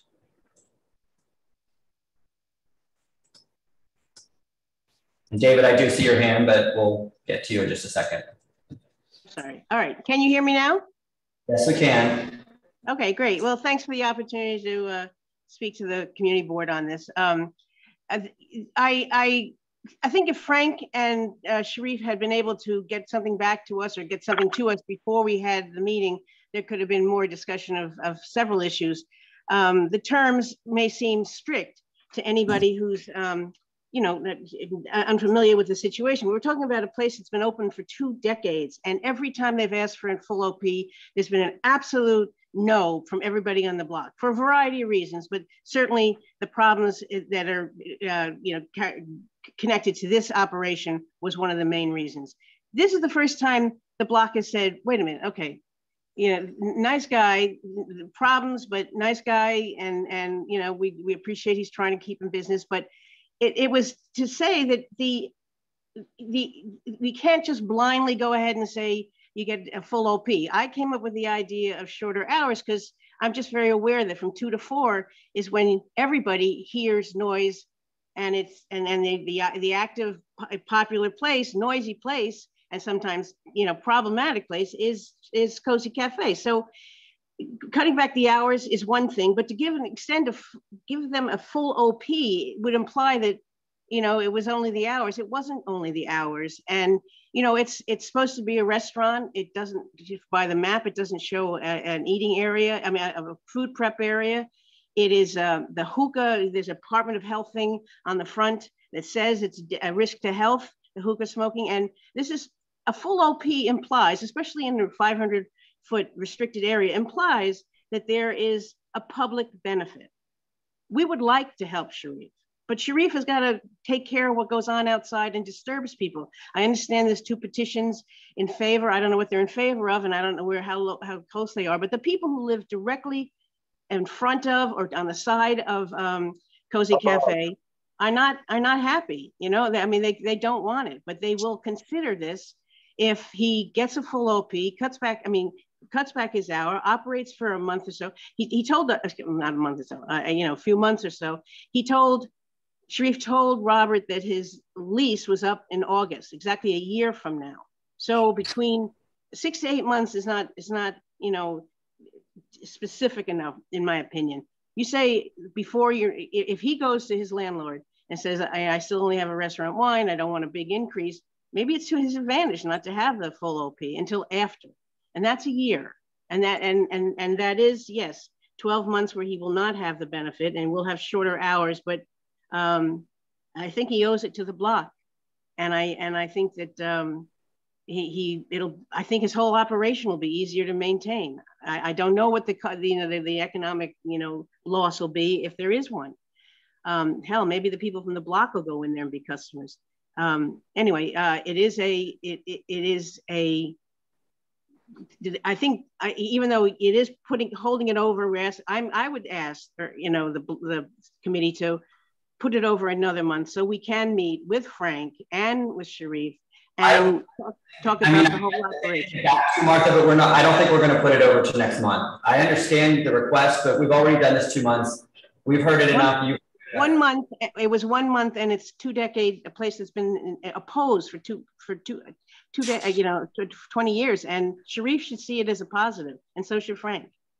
I mean, I don't know why we can't put it over, but I appreciate your opinion. But we didn't have a chance to. We never heard Frank's reaction. Sharif said he was okay. Frank said it's not okay. So we never heard from Frank until tonight. We need to get back to you. We understand. Okay. Thank you. So, okay. Any other? I know Shane Riggins, you had your hand promoted. We promoted you a while ago in here. Do you have anything to add to this, Shane? Yeah, I just wanted to say this is the first apartment I've ever had in my life. I've been here since 1999. I signed my lease in March of 1999. I have the 2 windows directly over the entrance of the Cozy Cafe. Over the past few years, I've had 3 consecutive liver transplants. I'm home all of the time. And I just don't have a problem with it. I live in New York City. I know where I live.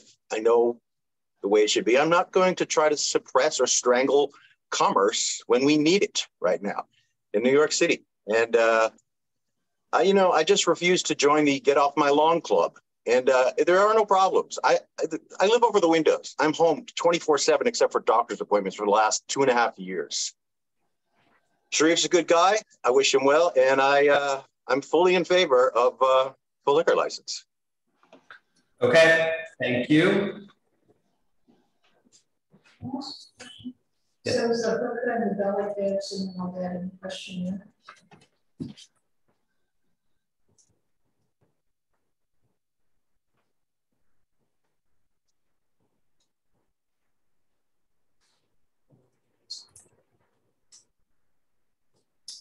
Looks like what's advertised on the website.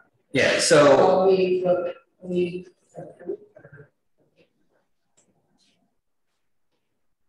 I mean, it's not specifically in their questionnaire. They do say they will have DJs, but no live music, no third-party promoted events, an event in which a cover fee is charged, and no more than 4 private parties per month. So it sounds like they're not operating in particularly with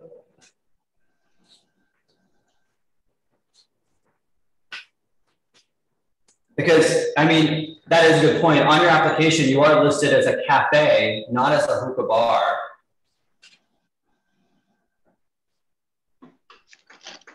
I'm sorry, guys. I'm having trouble following you / hearing you.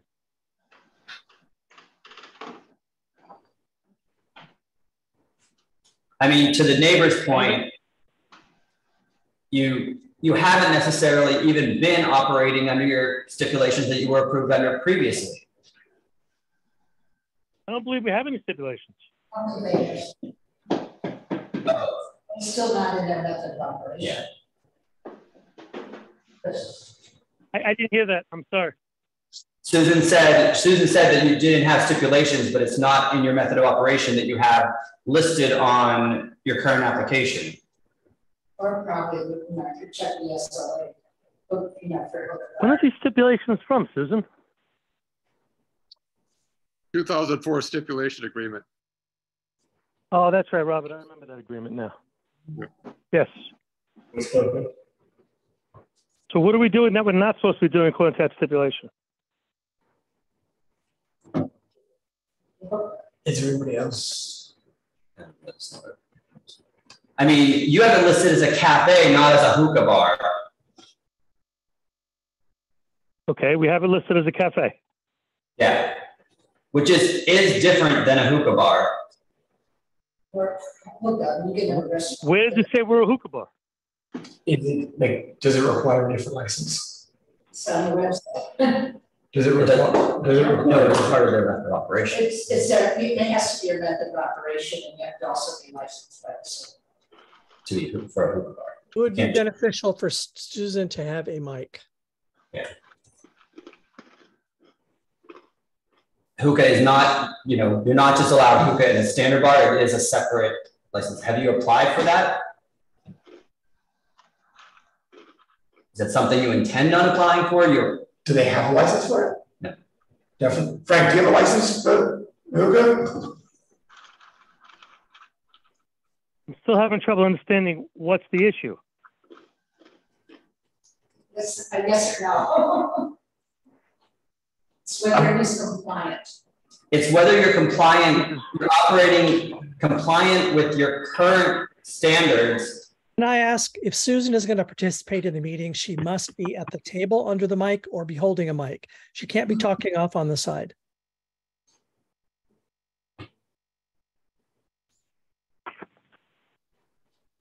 I'm really confused.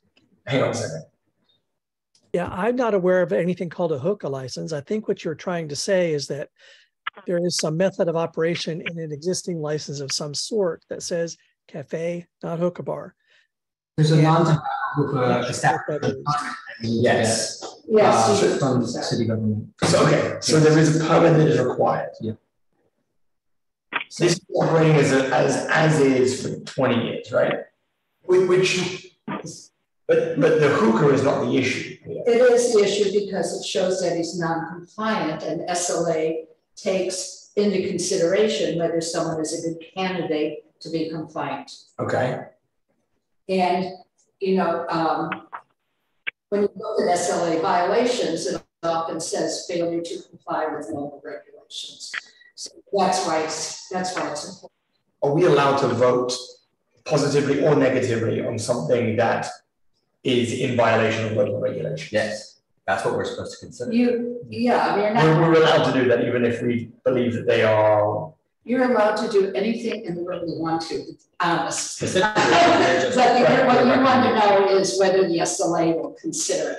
Okay. And if you put in your resolution that one of the reasons, if you were to deny, if you would put into your resolutions, they have not have a history of being compliant, which we just found out, and therefore, SLA language, therefore does not appear to be a candidate to comply with SLA regulations. Okay, thank you.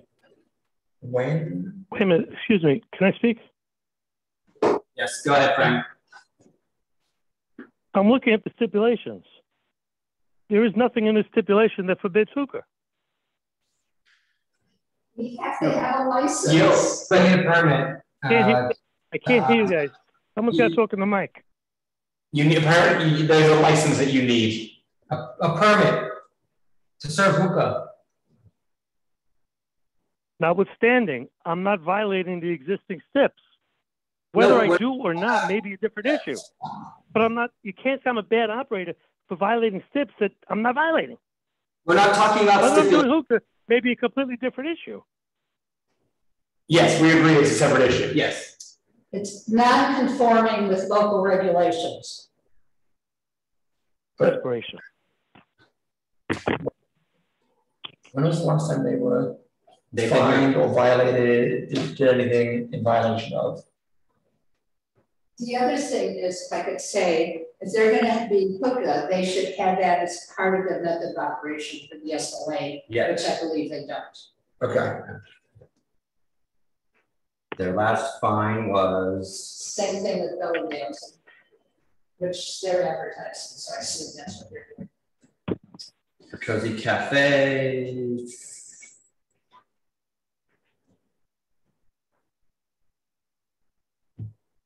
Yeah. I can ask a question, please? Yes, go ahead, Sherry. Cozy Cafe, the name of the corporation, since day one I make it, okay? I can name it Sharif Cafe, anything, okay? Hookah license, I have hookah license, logic from the health department. I never have issue with the health department. Always I have a degree because the place is clean and nicely, okay? I don't want to take it as so you have a hookah license. Absolutely. I have it. I can show you right now. Okay. From so we're health not department. violating any city law. Before. We're not violating any city law. I have everything legal, all the license. I don't play, I don't joke with this. All the inspection. Somebody love me and every month send me different department and everything is by code. Okay. So I don't know. And I believe I'm in the liquor authority exist as a hookah license. Even with the permit to get seed outside, I have the paper. I serve beer and hookah outside, and I don't even do it respect for my plaque. So I have all the licenses in my wall. Okay, I see. Already, I'm done. Did he say that? Okay. He's going to outside. Okay, there's no hookah. We have our city one. There's no hookah outside anywhere allowed. I got with COVID permission, everybody have cage and 100 people sit down outside, serve food, drink, and hookah. All the place in the village doing that, but I don't do it because I respect my plaque. So you don't do it?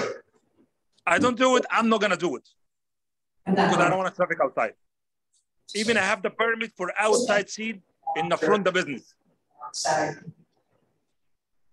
When was the last time that Cozy Cafe was? All his other places, his last place was in 2022.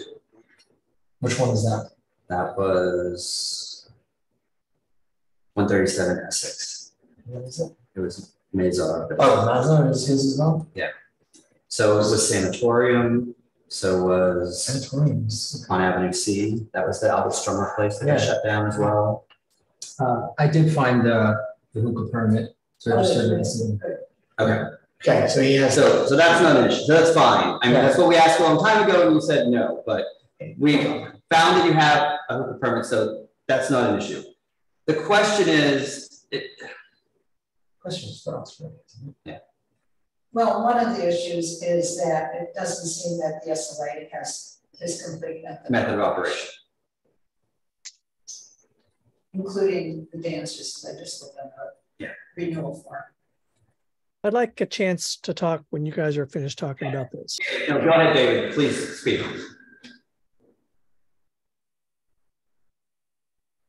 Now, David, you muted yourself now. Saw that. I completely understand why the Block Association had wanted to get the hours brought down and then a subsequent application. We obviously couldn't approve 18 months out. And 8 to 10 months delay, that just is on the business. Like, yeah, they would be, they would get a license, be able to start in 8 to 10 months, but there's no way we could stop it if they don't become a better operator. The point is, this operator has been allowing to happen nuisances with his businesses for decades. That's why this is happening, coming up repeatedly. Someone keeps interrupting me. I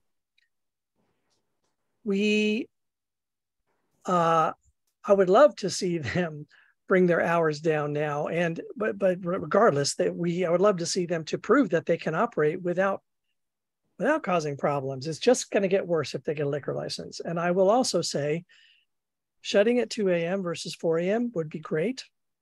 That is not the problem. It is also not a sufficient compromise. This is part of a pattern that I see this lawyer bringing to us. Oh, we've already compromised on a 2 a.m. closing, so we're not giving any further. I don't think that we should approve this. I believe that we should say no, we don't approve it and explain why.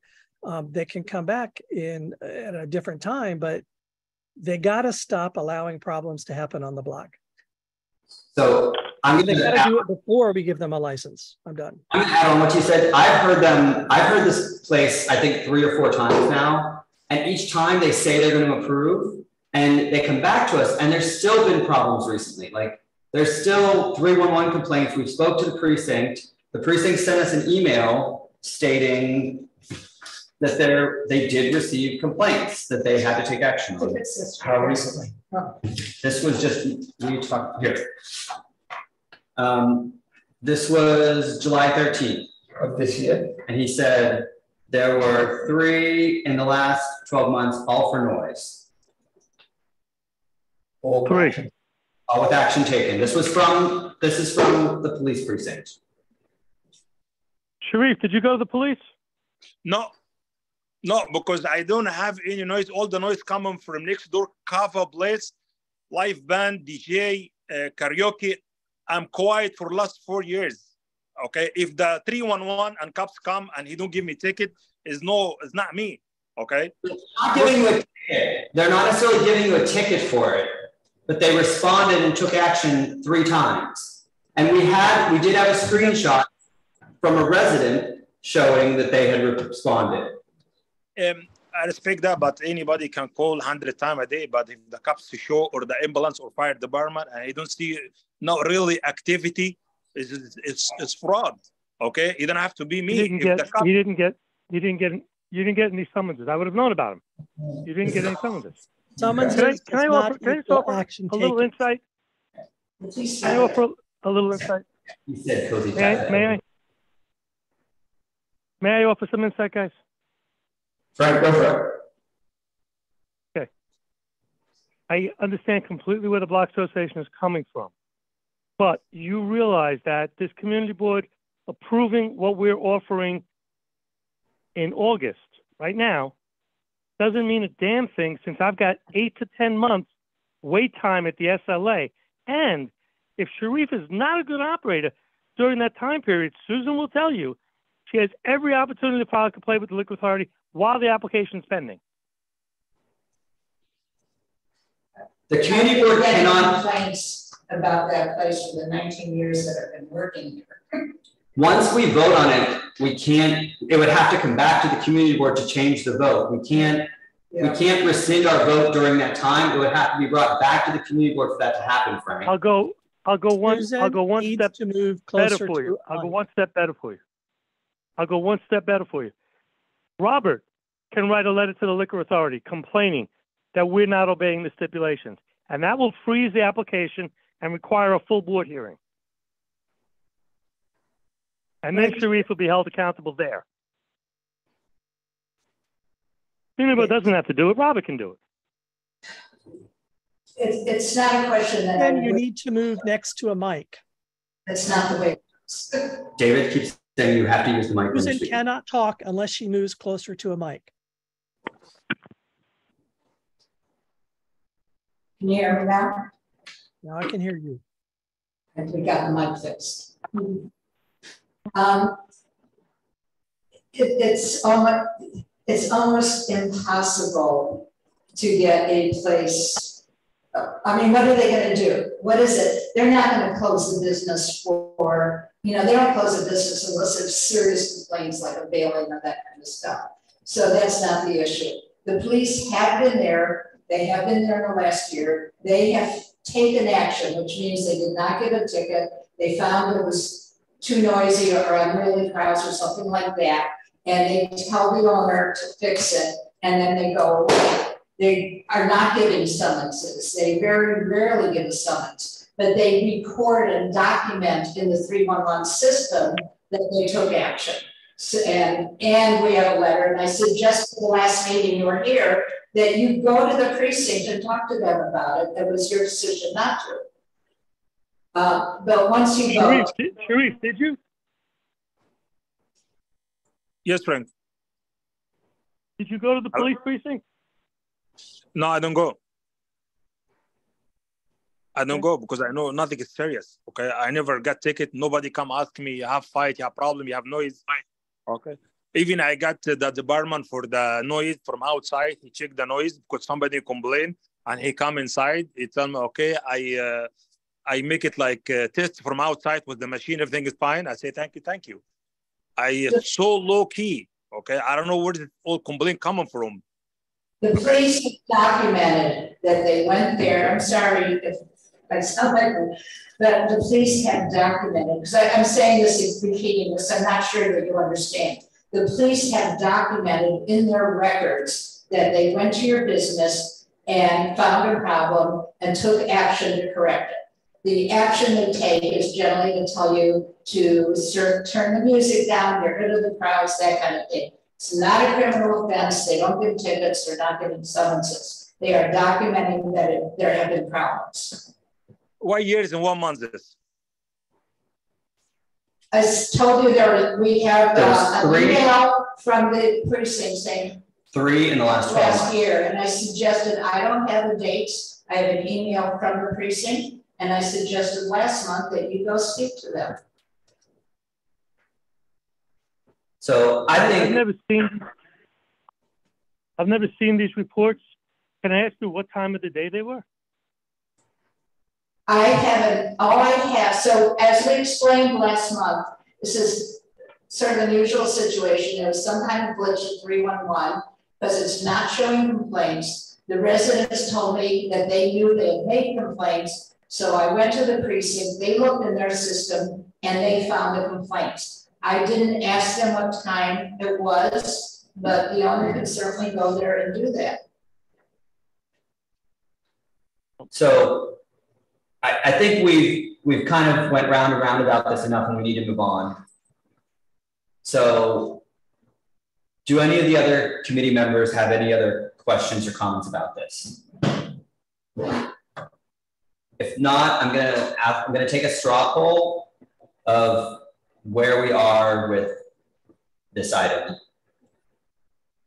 Who feels that we should, deny unless they agree to the stipulations? Which is what, 2 at midnight too? Well, I guess we actually haven't discussed that. Currently, you're right. Currently, the application stands at 4 a.m. Frank and Sharif said they were willing to reduce immediately, but that's only if they got the upgrade. Understood. To midnight. So I think it was 2 a.m. The letter was. So that said midnight and 2 Friday, Saturday. Yes, you're right. Midnight, Sunday through Thursday, 2 a.m. Friday to Saturday. But their position is they're not willing to agree to that unless they get the upgrade. So without giving them the upgrade, their hours are still at 4 a.m. every night. Who feels that we should approve with the current stipulations and the current application as it stands?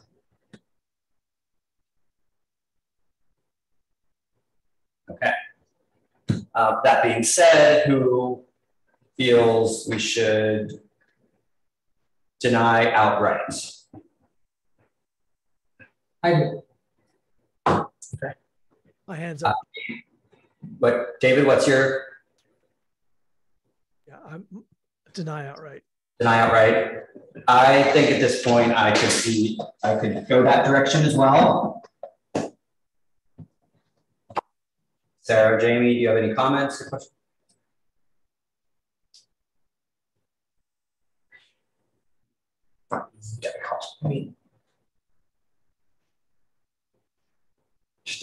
Application. I've heard 4 times. I would abstain on vote. Seems like very confusing and very which is messy. The problem he's been with his entire years. Yeah. I mean, I always like to try to understand from the operator's perspective, but I feel like there's a lot going on here. I'm not sure. Okay. David or Michael, would you like to make a motion? Well, or sorry, any more discussion? Move that we deny outright. Okay, is there a second? Michael seconds. Okay. Can I get to speak first since it was my motion? Sure. it will only get worse if we add liquor into this equation. This is obviously a pretty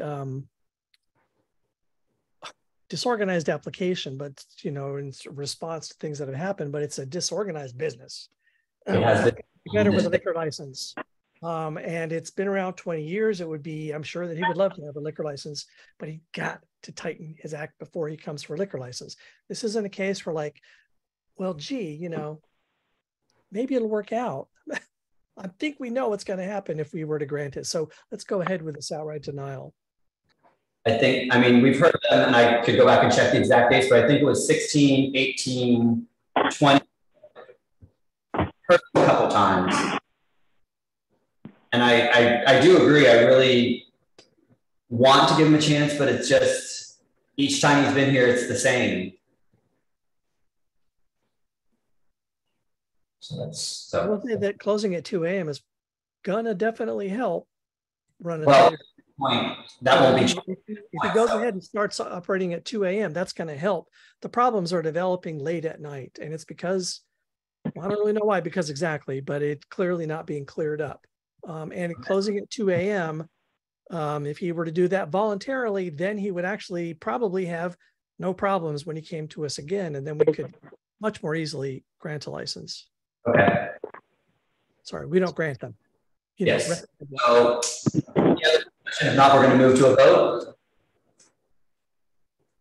Do we have enough information in there, by the way? I don't think we do. We should be explaining. Or do we need to? So, in the resolution would be, whereas Cozy Cafe is seeking a full on-premises liquor license located at 43 East 1st Street. Application is an upgrade for beer and wine license for a business location that was in use since June of 2005. It's an application for 12 tables, 52 seats, with a bar with 6 seats. Whereas there are 11 full on-premises liquor licenses. I skipped over some of the DJs and all that stuff, but whereas there are 11 full on-premises liquor licenses within 500 feet to the same block. Whereas the applicant has been a license holder at several businesses in CV3, and then it lists not only the Cozy Cafe, 45 First Avenue, which was Aziza, and then a full liquor license for Foundation Cafe, which was Mezar at 137. The SLA disciplinary history shows several different penalties, a $20,000 and a $1,500 fine from 2017 to 2022, a full liquor license for Sanatorium at 14 Avenue C. The disciplinary history shows a $12,000 penalty with a $1,000 penalty following that and a $7,500 penalty following that.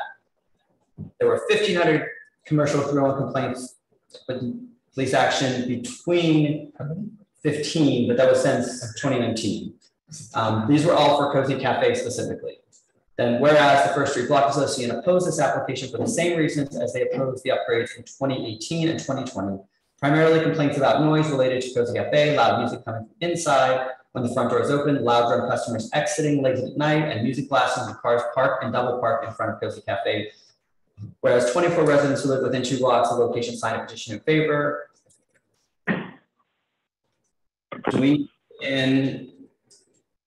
I'd say whereas the SLA lists, I just looked on the website. The SLA lists a method of operation as, I'm sorry.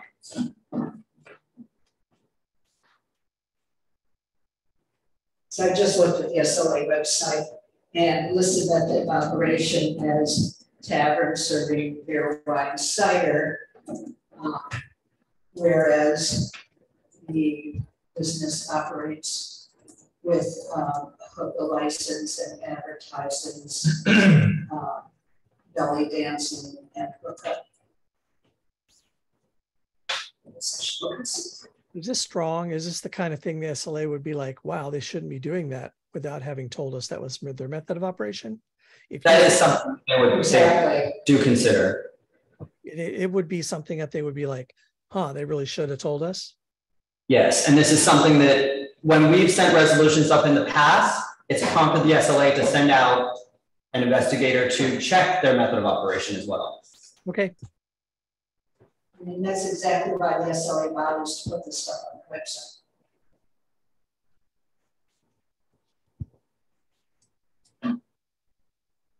And the thing about the most recent 3311s, the one that you've listed there were the ones that I found online. I think I wrote this up last month, but anyway, are the 3 from the most recent year included? No, those are not included in that number. Is there a succinct way to state it? I will say with 3 within and 3 with police action in the past 12 months. I would say that the additional as reported. Police precinct has reported to us. I thought I did have a whereas about this. Maybe I didn't. Well, I didn't because I didn't know about it yet. I think we were discussing it when we decided to defer. That's what happened. Okay.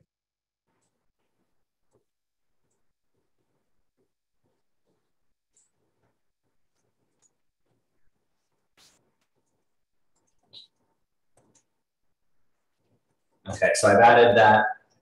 You clearly indicate that. So the SLA, well, there'll be, yes. So make that communication. The police has reported to us that there have been 3 311 complaints with police action necessary in the past 12 months. And then we say these were all for Cozy Cafe. Do we need to mention that they actually would not be found in the online 311, whatever the SLA would naturally go to? I don't think so. The SLA isn't looking up them on the actual 311 system. Got it.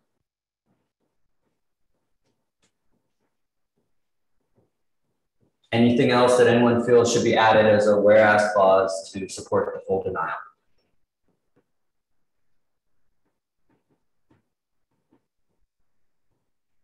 So in this case, there aren't stipulations to go through because we are not recommending, a denial unless it is just a full denial. That being said, if there's no other discussion, I will move to a vote. Susan, you raised your hand. Do you want to, since you were considering it before, do you want to say that you deny until they are business without complaints, in compliance with them? What's that?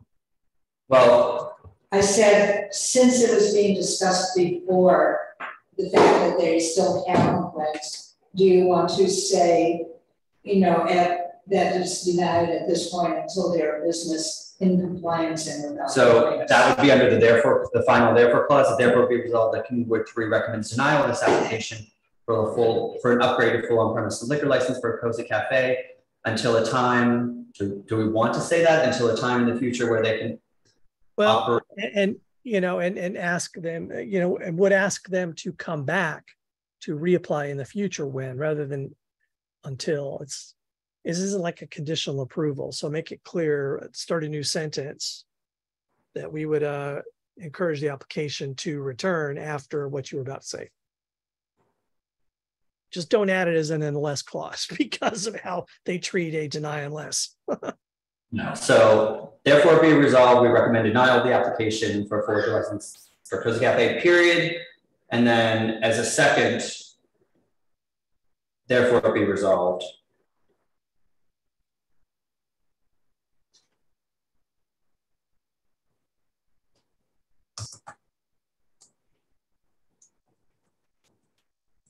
How did you say that, David? Therefore be resolved.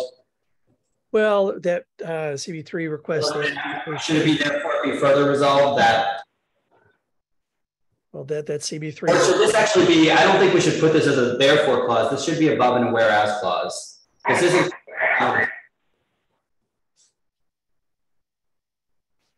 If we're adding that in, it should be. I'm fine either way. I was just saying, let's not add a comma until or unless because of how SLA has treated that clause. And return to the community board when they have been in compliance with our complaints. In compliance with, without issues, without noise complaints substantiated by police action. That really is what it comes down to. That's the thing that kind of proves that there has been issues there repeatedly for decades. I don't know. I'm starting to think the more you're saying this, that it's a given that they need to operate with their method of operation with no problems for the neighborhood. Yeah, I'm not recommending this. Susan had language for it. My only recommendation was don't say until or unless. It shouldn't be I'm that. I not agree. using the word until. The reason I put it the other is to show that it's anymore just saying no. That was the whole point of it. I know the word. Bye-bye.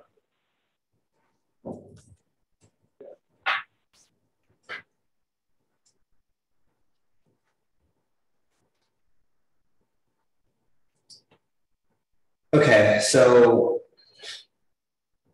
whereas, because we're not deciding, we're not saying that. How did you phrase it, Susan? Which way? Thank you.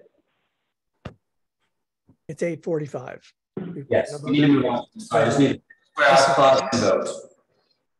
Do you need the exact word? Have a good night.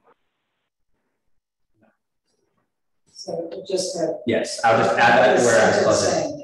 Okay, so that being said, moving to a vote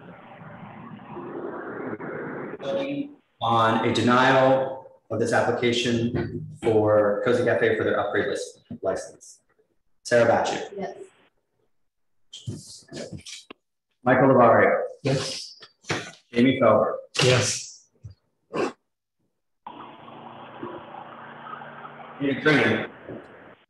Yes. Clint Smeltzer, yes. Jesse Beck. Amanda Liu. Thon. And Nugami. Okay, the motion carries. This will not be, you will not be receiving stipulations, Frank. This was a denial. Have a great night, guys. Enjoy the rest of the summer. You too, thank you. Can we take a bio break? Yes. I'm done even if you say no. Okay, thank you. I will.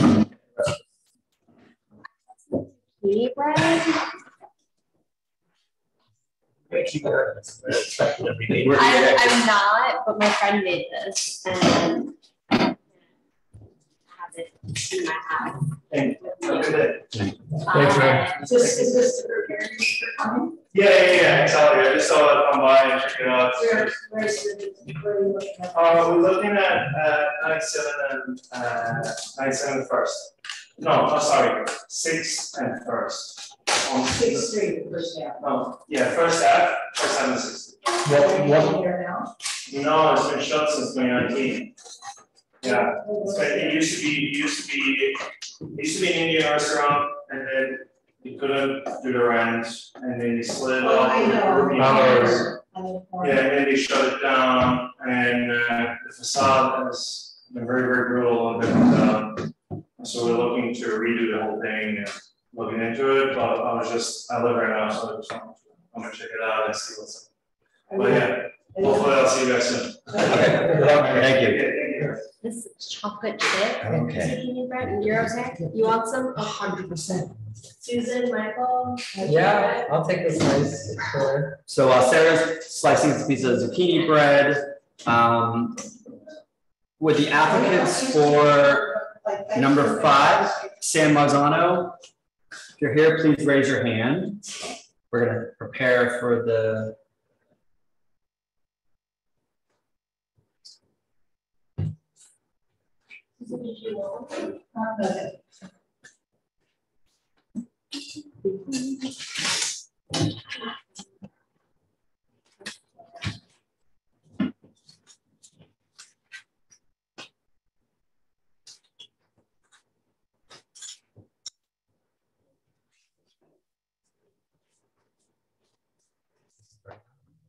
Thank you so much. Of course.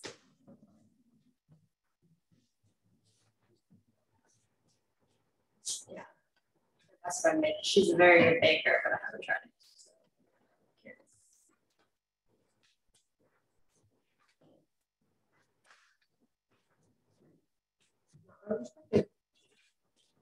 So you do want some? Yeah, oh yeah, did I say? I thought you said no. Oh, who knows? Wait, let me have a towel.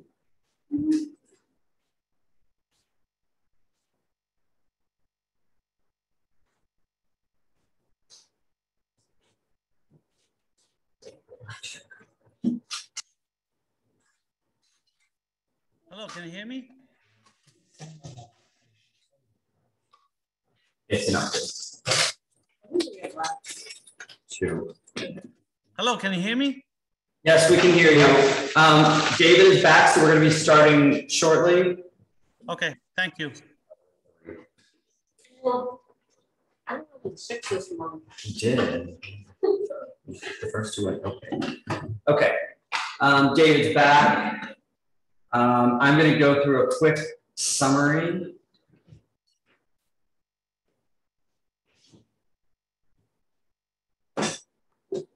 Can you, I thought I had it jotted down. Can you go to the website? Can you do a quick count of petitions within 2 o'clock for the summary? I had it 5. We need, just want to let everyone know, we need to take every crumb out with us. We just killed a mouse. Okay. Oh, no. It's our first mouse in years. Today? Today? No, the exterminator said last week, but we had it running around for a few weeks. Oh, goodness. Okay. This is an application for an upgrade to full liquor from a beer and wine license for a premises located at 117 2nd Avenue between 6th and 7th Street. It's an application for 74 people, 22 tables, 62 seats, a bar with 8 seats, and 7 tables with 14 seats outdoor. It's a full kitchen serving Italian food during all hours of operation. The hours of operations are Sunday to Thursday, 11 to 11, Friday and Saturday, 11 a.m. to midnight, and then the outdoor closes at 10 p.m. Sunday through Thursday and 11 p.m. Friday to Saturday. There are 21 full on-premises liquor licenses within 500 feet. This location has been operating as San Marzano since 2012. And there were no commercial through-on complaints from this location since 2018. We received, we received no emails or heard anything from any residents regarding this location, for or against. And we are doing a quick count of the petition signatures. This application was heard last month. However, they did not have their petition signatures, so they are back this month with the petition signatures. For the applicant, is there anything you would like to add? No. Pretty much you covered everything. I was going to say we are known to the community. We are good operators. We don't have any complaints from people.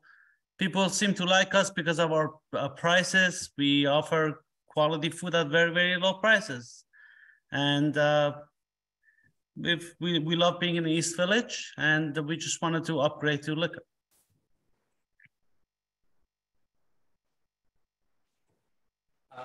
There was, and not that this is a big issue now, but there was an issue during COVID or since COVID. Last 6 months. Within the last 6 months, that your outdoor dining was non-compliant with the regulations, and the DOB or Department of Transportation had to come out. I think it was Department of Buildings. Department of Buildings came out because you had attached your outdoor dining structure directly to the building, which is not allowed. That's the one issue that has been brought up to us. It has been since corrected, but it just, you need to, as the business owner, you have to pay attention to the rules and regulations. So it's just a reminder. May I say something? Yes, please do. Thank you. Since we put up that extra seating outside, we've had several visits from the DOT, from Department of Buildings. They each had recommendations for us.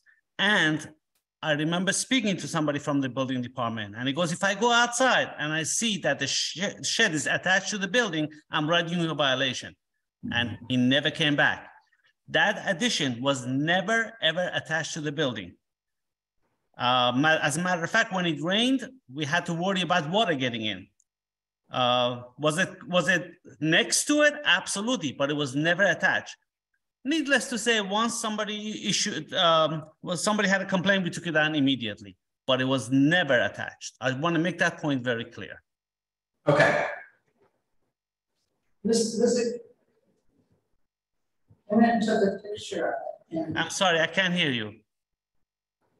So I took a picture of it and I sent it to the Department of Buildings because they had sent out an inspector twice without finding a violation, which is very common for them to do. So because I was disgusted with the Department of Buildings, I went and took a picture and showed them there was no space between and the shed was immediately removed, and which we are happy and appreciate. And I think the whole point of reporting was simply to ask, there shouldn't have been a shed there anyway, there only should be one in the street. You have one in the street that's very totally compliant, and we're simply asking that you be very careful about the guidelines. There'll never be another shed there ever again. Thank you for that. Sure. So other than that, we haven't heard any issues or any complaints regarding your business. So that being said, if there's nothing else to add, are there any residents here or members of the public here that wish to speak in regards to this item? Okay. Any committee members have any questions or wish to speak to this item? David Crane, I see your hand. Please go ahead. So the 11 p.m., I think it was a night or two, you said 11 p.m. outdoor closing. This is something we've always held to 10 p.m. closing, and we shouldn't allow this to slip through. So would you be willing to close outdoors at 10 p.m.? Okay, so David, when you say we'll be willing to, if we have to close outdoor at 10 p.m., that means can we seat people at 9 p.m.? Yes. Yeah. How? But it's still. Well, how long does it take people to eat? Maybe you have to seat them at 8:30. I don't know that. But the thing is, it causes problems for neighbors if there is activity after 10 p.m. and you would be the only one who is past 10 p.m. So I'm asking if you will agree to do what everyone else has agreed to. This is, by the way, only Friday and Saturday that we stay to 11. All other nights we close out earlier. And all other businesses close at 10 p.m. on every night. So I just want to educate myself here on this call, actually. So somebody wants to come in at 8:45. Can we seat them? Yes. Sure. Okay, sure. What if they sit to like 10, 10:15, 10:30, and we get in trouble with the community board because someone's going to say, hey, look, you promised you're not going to, it just causes problems in the future. Look, this is New York City, right? Suggestion that you do what all the other operators do and say, we can seat you, but we have to close at 10. Is that what you do, Jamie? Yeah. We let them know they have a time. So we're happy to seat you now, but I just want to tell you that our outdoor closes at 10. I hear what you're saying, but you're asking for the right to use public property for a private business. And then this is where we try to draw the line. Fine, 10 p.m. closing. And yes, it would mean that you at some point would probably not be able to sit a new table because there would not be enough time. But I experience that quite, I eat outside a lot actually and enjoy it. But you do experience it.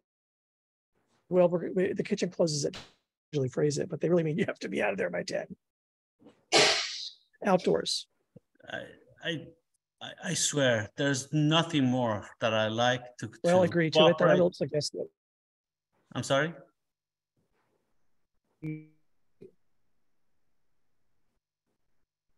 Hello. Did you say you do?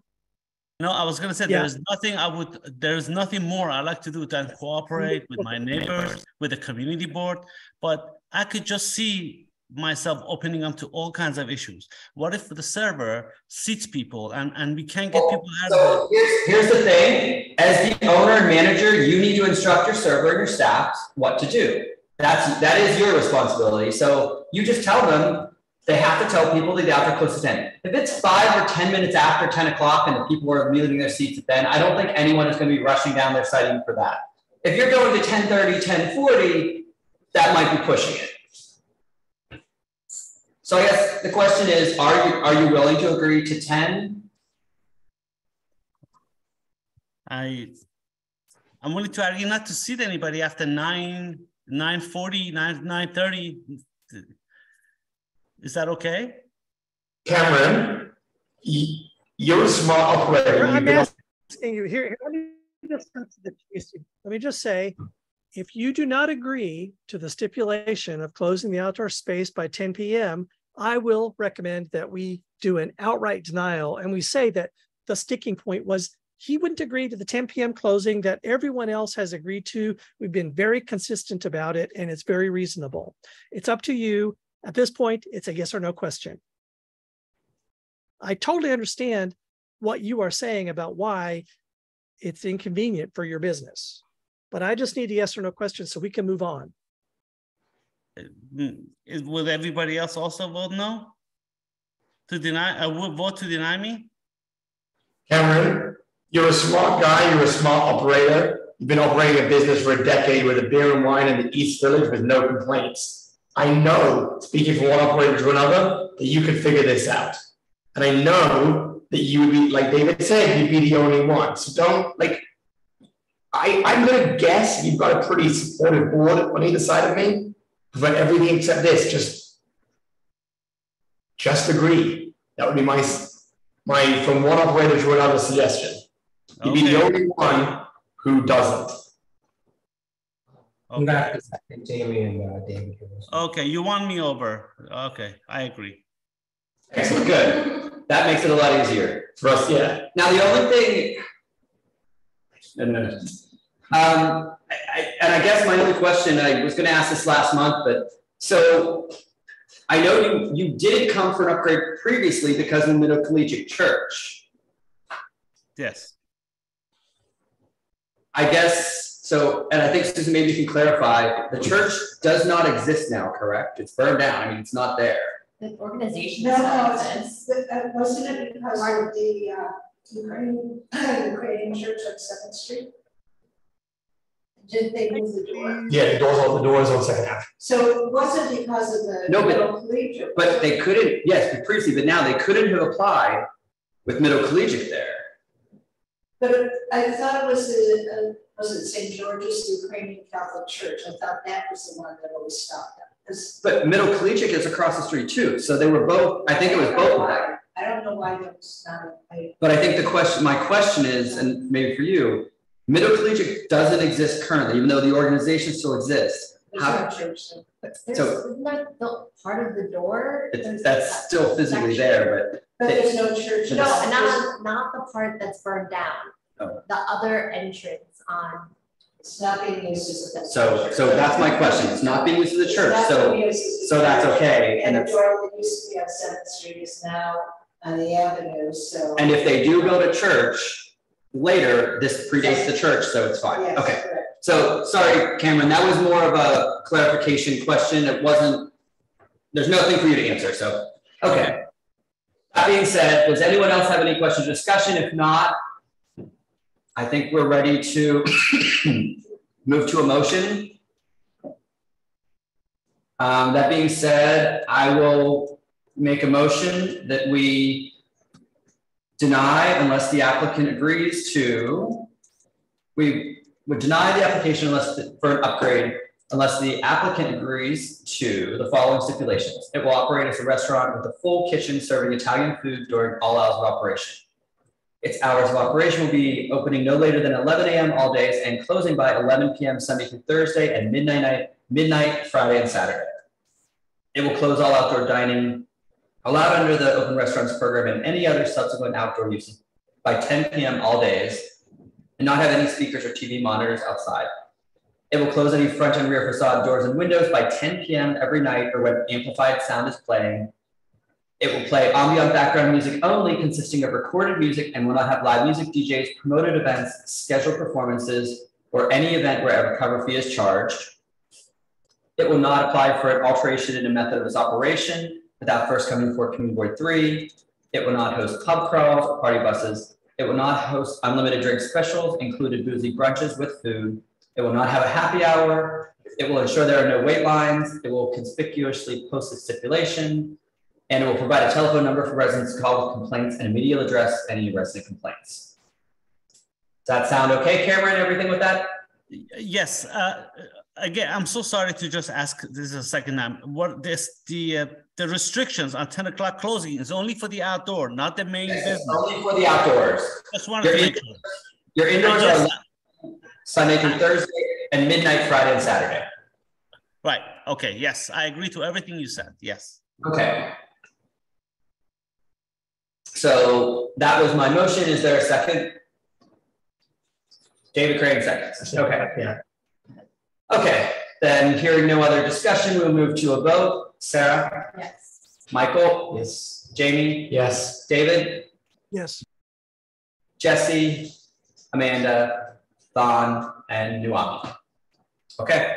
Now, to be clear, you didn't go through the step-by-step. You definitely got the outdoor closing in the form there.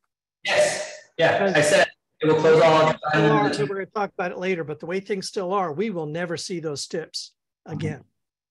So make sure we get it right. Wait, what do you mean we'll never see the steps? What are you talking about? They're never in the vote sheet. We never see them Well, again. the resolution is in the vote sheet, which matches the steps. If we're lucky. Good. Got it. Yeah, that's true, David. Yes. Okay. Thank you, Cameron. Thank you all. Thank you very much. And you can return them to community board with the instructions. Okay. Thank you very much. I really appreciate it. Good luck. Good luck. Good luck. All right. Take care.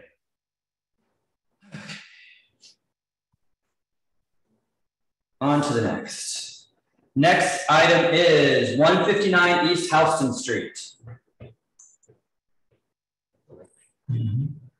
Are the applicants here? Yes, they are.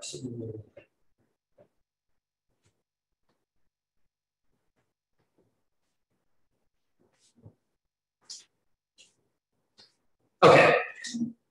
So give me just one quick second to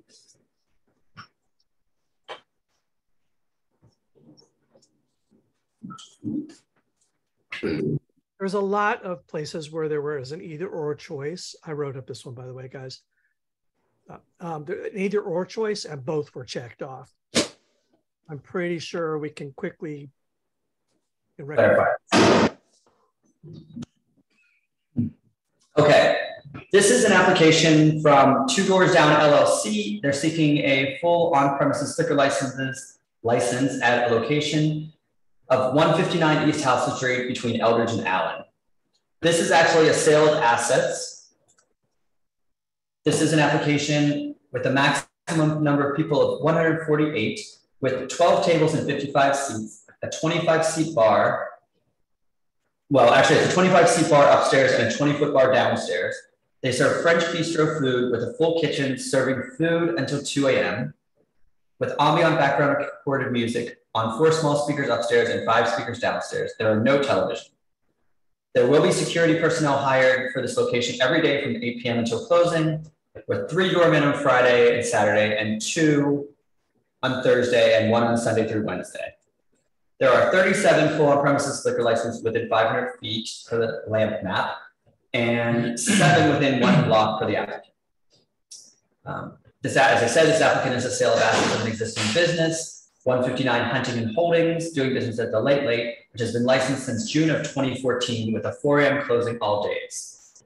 There have been several violations from the SLA website, one in April of 2022 for sale to a minor, one in October of 2019 with not a bona fide and failure to conform application, one in June of 2017 with failure to comply with an unlicensed cabaret and failure to conform to their application.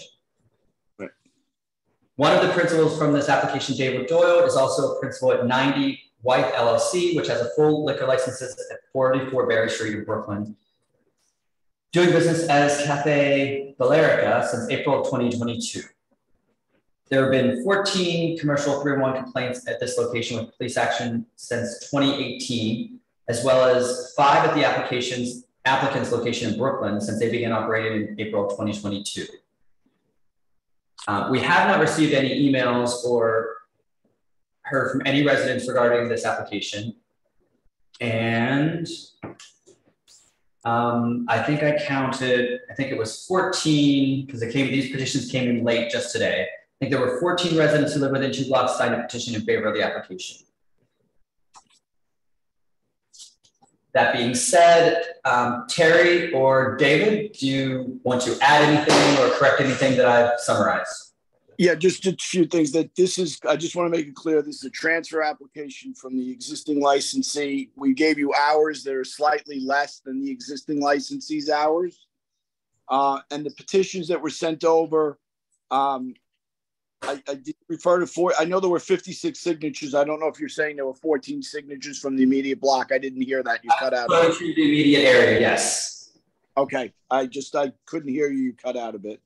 That's it. We're willing to adhere to all those stipulations. All we have is background music. In the past, the deviation of the prior, the existing licensee who we're buying from had used a DJ when they weren't supposed to have a DJ. That ceased once the SLA brought the charges. It was resolved by a penalty, and they haven't used the DJ since that time. If you have any questions, we'll be happy to answer them for you.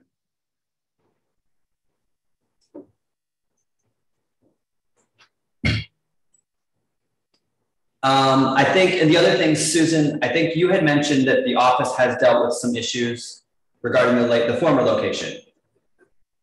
Yeah, the former location. Well, I did get complaints actually from First Street Block Association because it went all the way across Houston. And I observed it often myself. There was just disregard for the community. When what was music blasting, windows open, doors open. So I'm certainly hoping that the new owner will be more neighborhood friendly. Actually, in our documents to you, we said that we're going to close all the windows at 10 p.m. So that was addressed. The windows being open, that was in our application to you, that we would close them at 10 p.m. Also having security each night to make sure there are no difficulties. Okay, and I do, while it's your turn, I have a couple questions. On the application, you had, for the item regarding the closed front and rear facade, you had both checked off. So is I know the late had windows that open. Are you keeping that? Yes, the windows do open, but any windows that is opened will be closed by 10. And anytime there's background music inside, we can't open the windows by law. So you had both checked off, but you will close all windows at 10 p.m. Not to close fixed facade. So that's correct. If it was answered incorrect. And the other question was in regards to the outdoor space. There is no outdoor. So you will not be using any outdoor space, including under the open restaurants program. There was a curb shed. There used to be a curb shed, but you are not using that at this point or any point going forward? David, well, we can't, we have, just like your first presentation, now we would have to wait for the new guidelines to come out to make the application. And then we would probably have to come back to you to do that. So the answer for now is no. So you are not using any outdoor space for commercial use. Okay. And the other question was, and I think I know the answer, you had checked off, I will not have happy hours, but you also checked off happy hours and you had written into 8 p.m. So I assume you want happy hours until 8 p.m., correct? Yes, that's correct. They just checked the first box instead of the second. Okay. That's fine. So that being said, is there anything else to add before I open up that there's any public comment? Okay. Is there anyone here from the public that wishes to speak to 159 East Houston Street? Okay, Robert, I'm going to promote you. There'll be a slight lag until you're promoted, and then you can unmute yourself.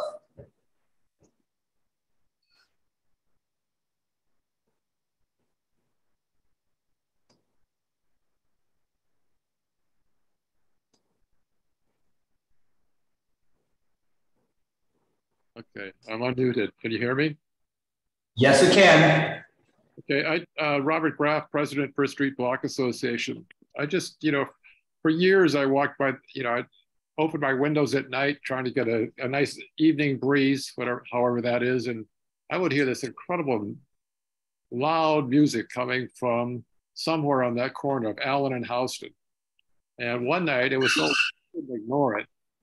And I walked over and that place 159 had its windows wide open, and there was an actual band in the back room, and they were banging away. It wasn't recorded music. It was a real band, and they were just knocking it out. And that became to be the habit. Happened a lot. And not only that, it would happen not before 10 p.m. It would actually happen before 10 p.m. I walked by other times and there was live music going on before 10 p.m. So I think what I'm hoping for is there's some kind of stipulation here whereby the windows are closed whenever there is recorded or live music being played on that ground floor, in the restaurant on the ground floor, that ground floor space. Is that because yes, they agreed to that already in their application. They agreed, one, to close the windows at 10 or anytime amplified music, but they also agreed in their application to no live music. Right. So they are not intending to have any live music or bands like the previous business did. Okay, just to confirm that, because it's a huge issue for the people on my block, at that end of the block, and up to my place. And also I can imagine what the people who live above it are thinking, you know. Yeah. Okay. Thank you. Okay, thank you, Robert. And I do not see anyone else. Is there anyone else that wishes to speak to this application? Please raise your Zoom hand. Okay, seeing none, I will move to the committee. Does the committee have any questions or comments regarding this item?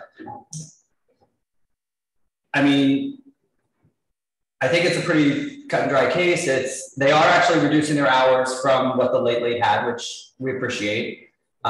They seem to be acknowledging and addressing the issues that the late had, which was, as you already said, the DJ issue, which they were cited for, but also they are not having live music. They are not, their windows will be closed. So it seems to me like you are attempting to, well, not attempting to, you are addressing the cause of the problems that happened in the past. So I'm okay with this. If no one else has any comments, we will move to the resolution or the stipulations.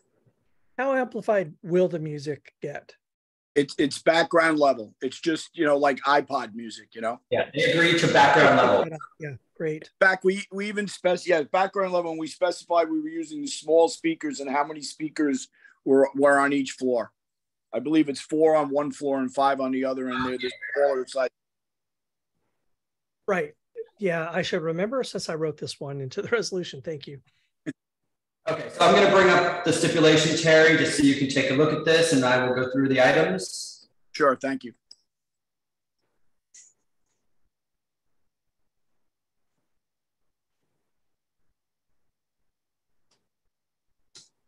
Okay, you should be seeing my screen momentarily, I guess.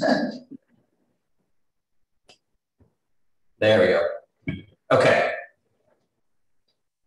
So this was for a full liquor license. It is technically a transfer sale of assets. They will be operating a bar with a full kitchen, with the kitchen open and serving food all hours. The hours of operation are opening no later than 5 p.m. Monday through Thursday, 2 p.m. Friday through Sunday, and closing by 2 a.m. Sunday through Wednesday, 3 a.m. Thursday, and 4 a.m. Friday and Saturday. They will not use outdoor space for commercial use. They will employ security every day from 8 p.m. 2 Sunday through Thursday, and 3 Friday and Saturday. I don't think you checked off. I'm assuming there's soundproofing installed there. We haven't heard issues from people above it, so. There is, and in the application, I believe it indicates that there is soundproofing already existing. There is soundproofing existing, yes. So, and then you did say you will close any front or rear facade doors and windows at 10 p.m. or when amplified sound is playing, including but not limited to DJs, live music, or during unamplified live performances. Will not have, but then you also agree you will not have DJs, live music, third-party promoted events, any event which a cover fee is charged, or scheduled performances. You will play ambient background recorded music only. You will not apply for an alteration in the method of operation without coming first to CB3. You will not participate in pub crawls or have party buses. You will not have unlimited drink specials, including boozy brunches with food. You will have a happy hour that ends by 8 p.m. You will not have a wait line outside. You will have a staff, a staff person to ensure there's no loitering noise or crowds outside. You will post the stipulation and may contact the manager at the number below with any complaints. Everything looks good? That looks fine, thank you. Okay. Specifying the precise number of security. I mean, I just copied it out of the application. Do we want to write it in that prescriptively into the STIPs, or is simply saying that he will do it every night from 8 p.m. sufficient? I mean, I don't know if we care if there are exactly 3 on Fridays and Saturdays unless he needs it. Or what do you think? I mean, they put it in the application. I don't. What is it? David wanted to know if it was necessary to specify the number of security, or should we just say every day from 8 p.m.? They put it in the application, so I put it in STIP form. But people add more information so you can see what they're intending, but I don't know that we need to copy all those details into something like this. The fact is, if he finds it's unnecessary, we'll take it out. Yes. Okay. Okay, no other changes. Is there a motion to approve or to deny unless? Yeah, I'll move that we deny. Jamie moves, David seconds. Hearing no other discussion, we'll move to a vote. Sarah? Yes. Michael? Yes. Jamie? Yep. Clint? Yes. Jesse? Don? Nuami? Naima? And Amanda? Okay. Hello. Motion passes. Congratulations. The office will send this over to you, Terry. Me. Yes, I get to please. vote. Oh, I get to vote. Yes. By the way, you don't need to read everybody who's not present. You can just read the ones that are known to be present. If someone magically they'll let you know. Just like Thank you. Much easier than not having to read them all and remember them all. Okay, so the motion passes. Terry, they will send this. The office will send this over to you. You know, to get it back to them notarized. Thank you, and everyone have a very nice Labor Day holiday. Enjoy.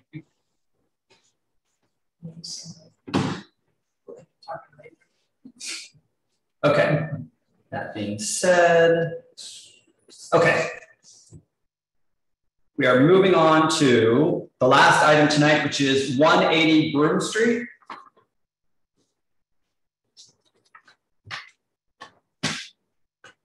Are the applicants here for 180 Broome Street?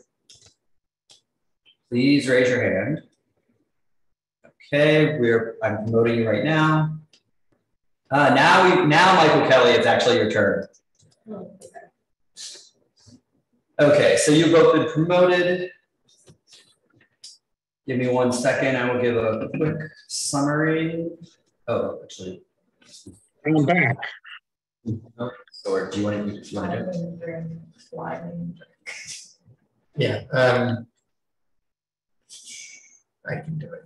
Okay. Jamie's going to give a quick summary of this, and then you can clarify anything he misses or needs corrected.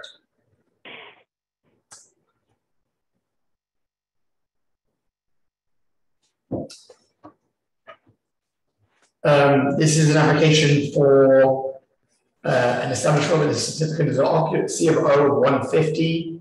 Plans show 12 tables, 48 seats, 1 bar with 9 seats. This is for a climbing gym with less than a full kitchen, but some form of food will be served during all hours of operation. We'll get to that. There are no TVs listed. Music will be ambient, recorded, background music only. There are 5 full on-premise liquor licenses within 500 feet. Location is in a new building, Essex Crossing, currently housing Essex Market. The Market Line got a Regal Cinemas, the ICP, Trader Joe's, and over a dozen independent vendors. Applicant currently operates climbing gyms in California, Washington, and New York, with the Brooklyn location opening in April 21 with a rooftop cafe. It is unclear if there are any F&B components to the other locations. Being as how it was a new build, there were 0 commercial 311 complaints at this location. There have been no letters of support or objection to this application. 44 residents who live in the building and 2 more who live within 2 blocks signed a petition in favor of the application. Did I miss anything? Did I miss anything? Anything you want to add? Preferably like to do with the food and why a climbing gym is here asking for OP? Yes, ready? And so we're located inside our climbing recreational facility that includes the basement, 1st and 2nd floors. The 2nd floor will be the only floor licensed. We offer aerial, bouldering, fitness, cycle, yoga, climbing school camp, and adult and children's classes to enhance everyone's experience at our facility. We're in the commercial section of a 4-floor commercial section building. It's a mixed-use building. The applicant is very involved in the communities they are in. They also pay their employees when they volunteer their time to local nonprofits. They actively donate to causes, including memberships and day passes to those who can't afford it, so they can experience what we offer. Our policy restricts anyone under the influence from using our recreational facilities. We wouldn't let them in. NAM has locations in California, Brooklyn, the Upper East Side, West Harlem. These are all well-established, successful businesses. We expect the same here. As I said before, we're only licensing the portion of the 2nd floor where people can have a bite to eat or a drink after they're finished with their adventure, or if they want to come in from off the street and have a bite to eat or a cocktail. We'll be taking care of the existing Broome Street Community Garden that's located in our building so that anyone who enjoys it will still be able to. I did send in some info sheets so you can see what NAM does. Our main business is the recreational facility. We won't allow anything to go on here that would jeopardize that or a lease. And if there are any questions, I'm here to answer them, or NAM, the owner, is also here. Thank you. Okay. I don't think I have any questions, but for now, we'll go to the public to see if there are any members of the public that wish to comment or question. If there are, please raise your hand.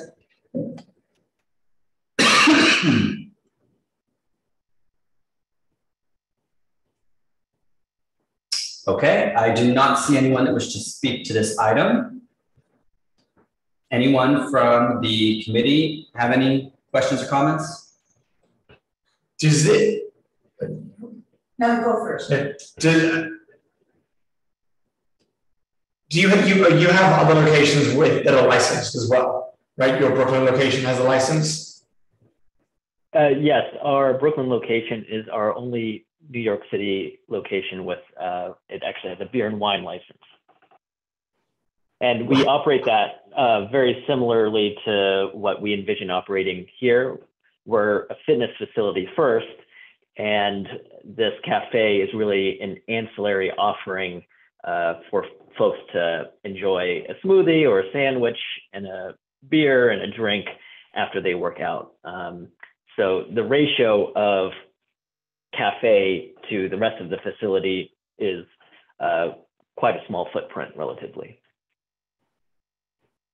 And to add in about the other New York City locations, they're too small to have any eating facility in them. That's another reason why they're not licensed. How do you ensure that someone isn't doing it in the opposite order, drinking before they work out? So if one, they sign something that says that they are not, so there's a liability transfer there. So to the extent that that holds water, that's the first line. Secondly, our staff know to look for it, so they're trained to do this. Anybody who's served alcohol gets a stamp or wristband, and so that's a signifier that they should not be climbing, and that's a very strict rule for us that after you've had a drink, you can't climb. It's no different than coming in off the street. If you've had a drink and the staff can suss that out, they would not let you work out in the facility. And our interests here are very much aligned with yours. Like I said, this cafe is a relatively small part of the business, and it would be really not in our interest to have a mistake like having a drunk person get injured, take down the rest of the business. So there's an alignment we have there with you. I'm gonna tell a little story just for a second here. Now, I was at a place where I wasn't supposed to be able to drink and then bungee jump, but I did. But that's on me. I mean, really, it's all I'm saying is like, it's great that you have these procedures in place, and I don't think it's a reason to hold up the license. It was also an opportunity for me to say I bungee jumped drunk. Well, with bungee jumping, interestingly, David, you don't have to do anything yourself. They just shove you off, and drunk or not, you will go falling down. So good for you. That sounds like a more fun experience. Okay.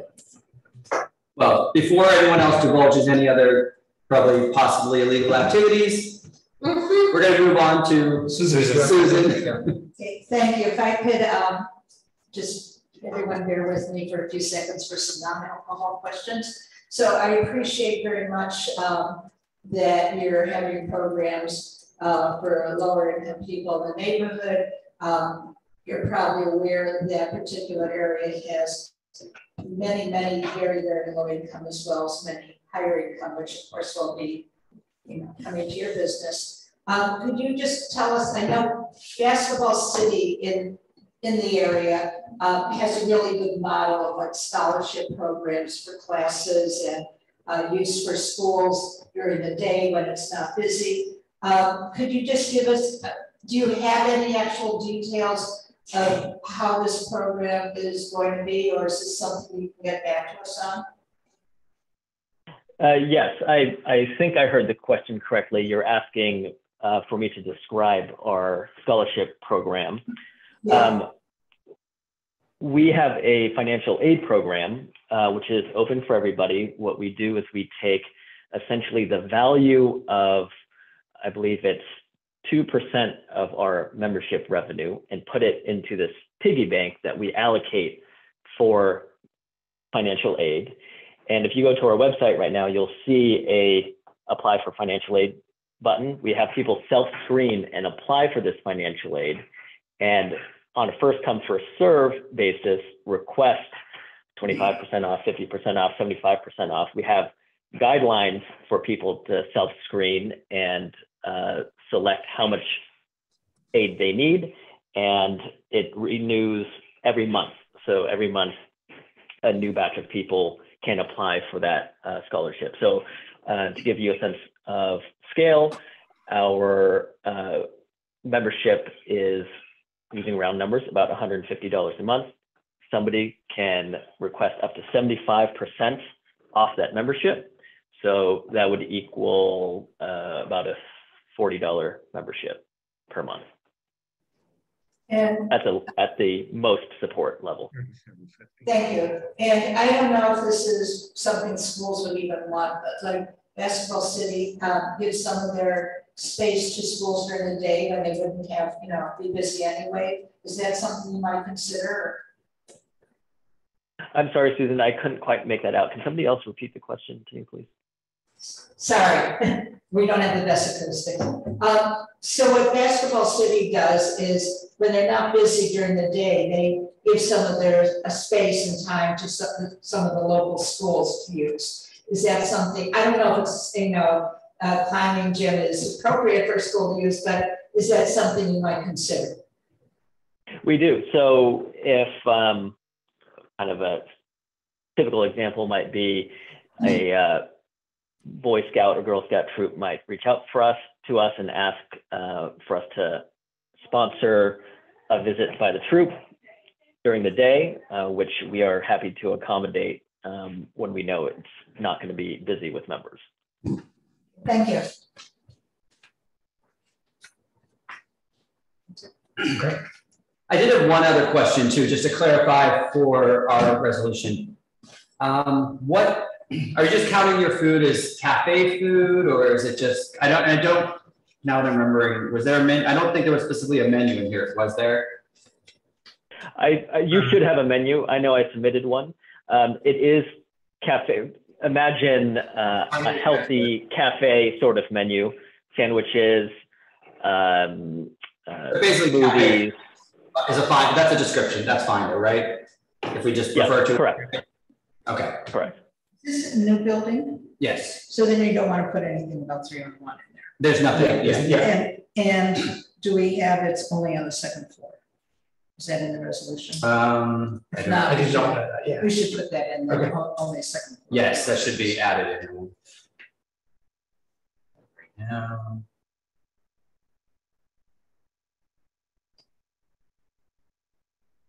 The park, by the way, is a private park. It's not like a city real park.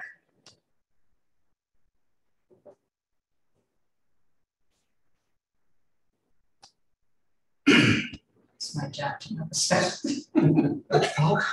It's on Grove Street. It belongs to the S Crossing developer. They're giving it to that's an amenity for the community. Okay. Okay, so I've added that in the cafe food, and then it's only on the second. The alcohol will only be served on the second floor. That's correct. Okay. So all that being said, I'm gonna bring up the stipulation form on the screen and just read through those to make sure you agree with everything.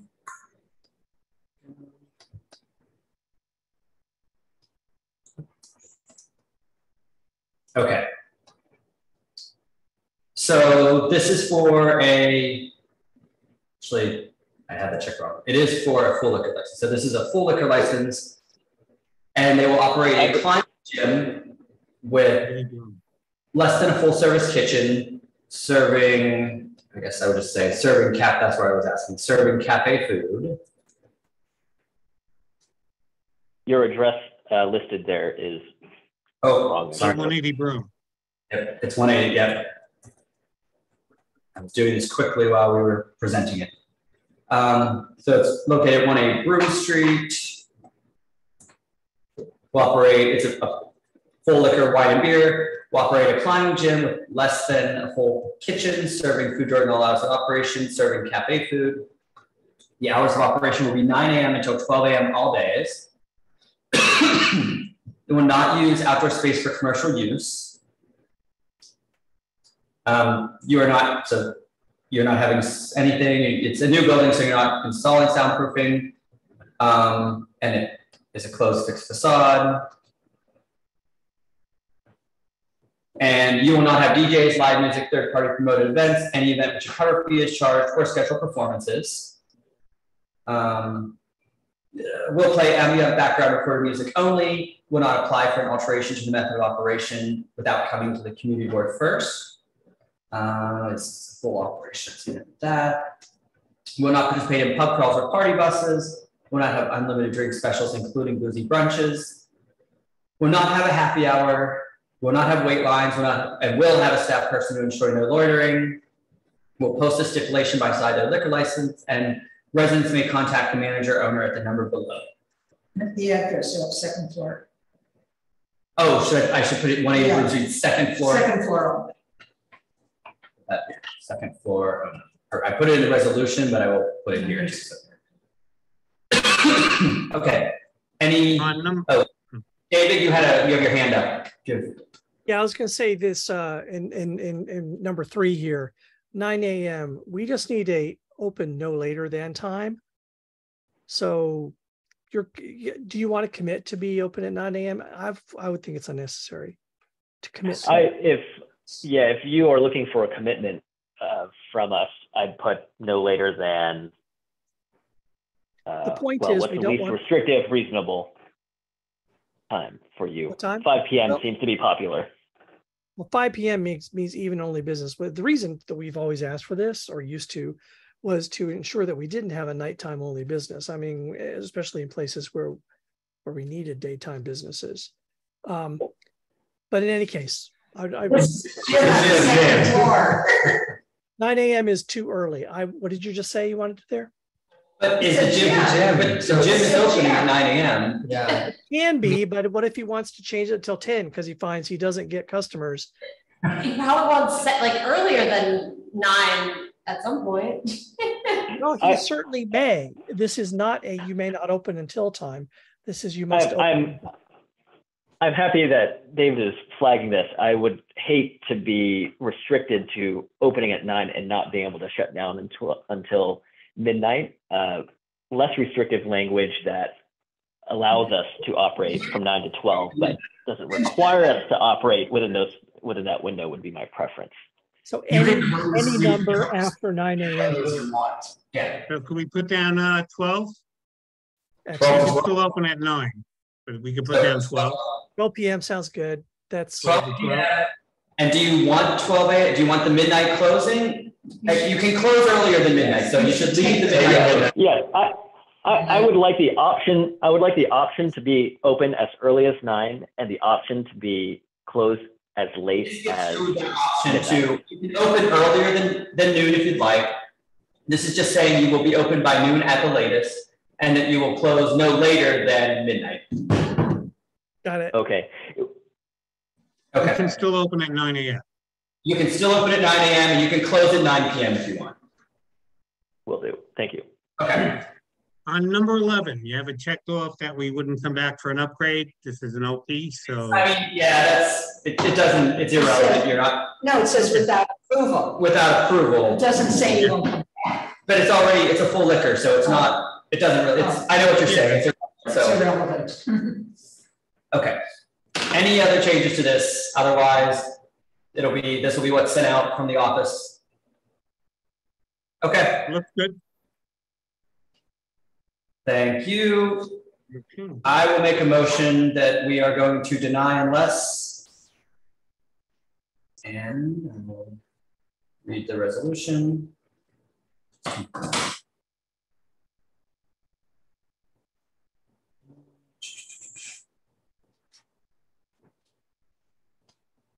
Okay. Okay, this is the denial of an application. We would deny unless the applicant agrees to the following signed notarized stipulation. It will operate as a climbing gym serving cafe food all hours of operation. Its hours of operation will be opening no later than 12 p.m. and closing by 12 a.m. all days. It will close. It will not have outdoor dining. It will have a closed fixed facade with no open doors or windows except any entrance doors. Will close by 10 p.m. It will play ambient background music only, consisting of recorded music. Will not have live music, DJs, promoted events, scheduled performances, or any events with cover fee is charged. It will not apply for an alteration without coming to community board first. No pub crawls or party buses. Will not have unlimited drink specials with food. Will not have happy hours.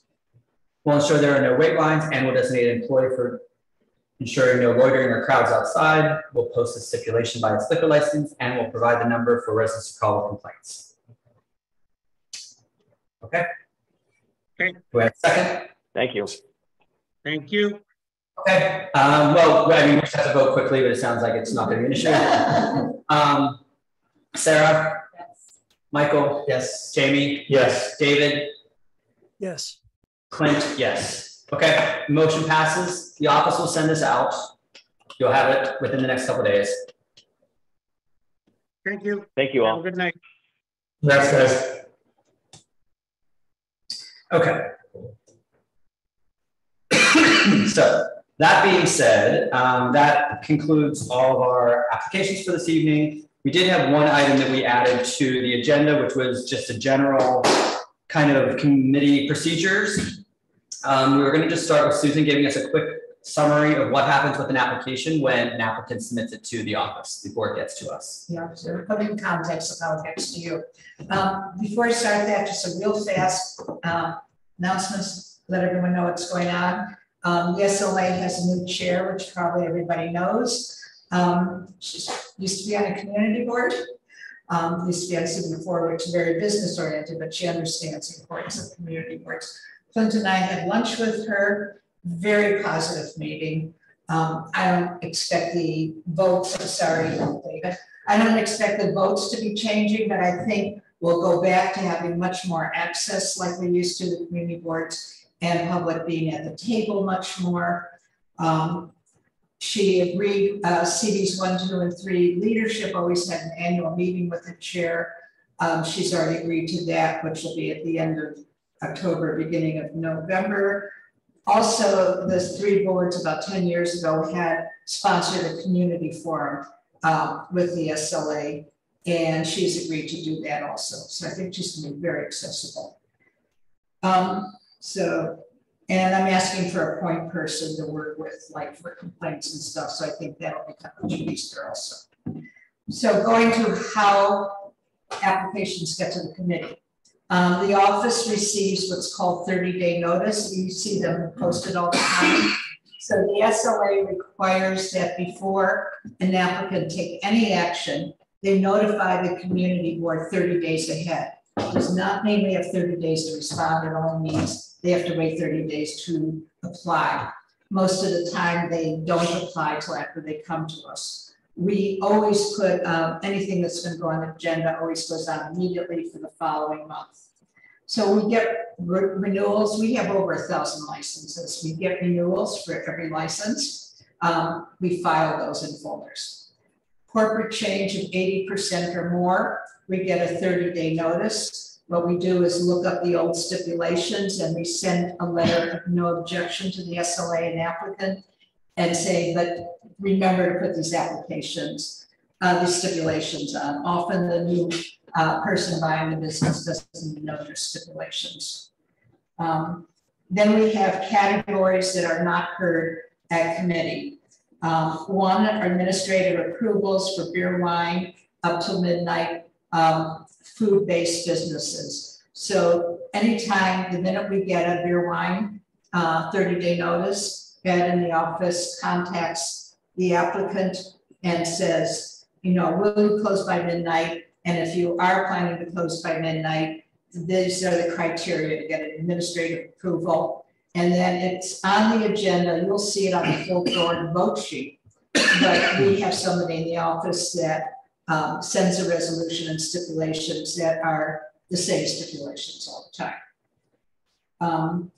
Sometimes we get businesses that are doing corporate restructuring and they have to do a new license. One recently was, I think, the boiler room. And it's basically the same business. Well, that one came to us, and we didn't even know what was happening on that one. But sometimes they'll just say, it's going to be the same business. We'll send, we'll do everything the same. So we'll send the same resolution and the same stipulations without putting it on the committee. Minor alterations, if we get a 30-day notice for an alteration, we immediately ask, what's your alteration? Sometimes it's making a bathroom handicap accessible. Sometimes it's moving a bar from one side to another. Again, we do a letter of no objection. We're very careful to say, as long as this is the only thing they're going to do. So we just make sure everything's documented. Quite often, applicants come to us and then they don't file, I think it's something like 9 months they have to file, and they don't file. So they come to us and they say, same application, too long, we need a new letter. So what we do is we just send a letter with the original resolution stipulation saying we're confirming this is still our resolution. If it's over a year, we'll likely put it back on the agenda. That doesn't happen too often, or rarely when it's over a year. So just other things, just to let you know, applicants with or their lawyers will often call the office for various reasons. There's a lot of interaction. Michael Kelly, I think the last rep, he will often call and say, I have a client interested in this location. What do you think? And I say, I don't vote, so I can't guarantee, but I think the last one was on a Merchant Street in a saturated area. So I will tell him. And in that case, he said, I'm going to tell the applicant I won't represent him there. And he actually does that. So that's why some of the consistent criteria is so important. My least favorite thing in the world is applicants without lawyers. They're free lawyers. And on one hand, you want to help them. And on the other hand, you have to be very careful that it doesn't sound like you're getting legal advice. Residents and community groups contact the office all the time, particularly if there's problems. I try to guide them into what the SLA/committee is interested in.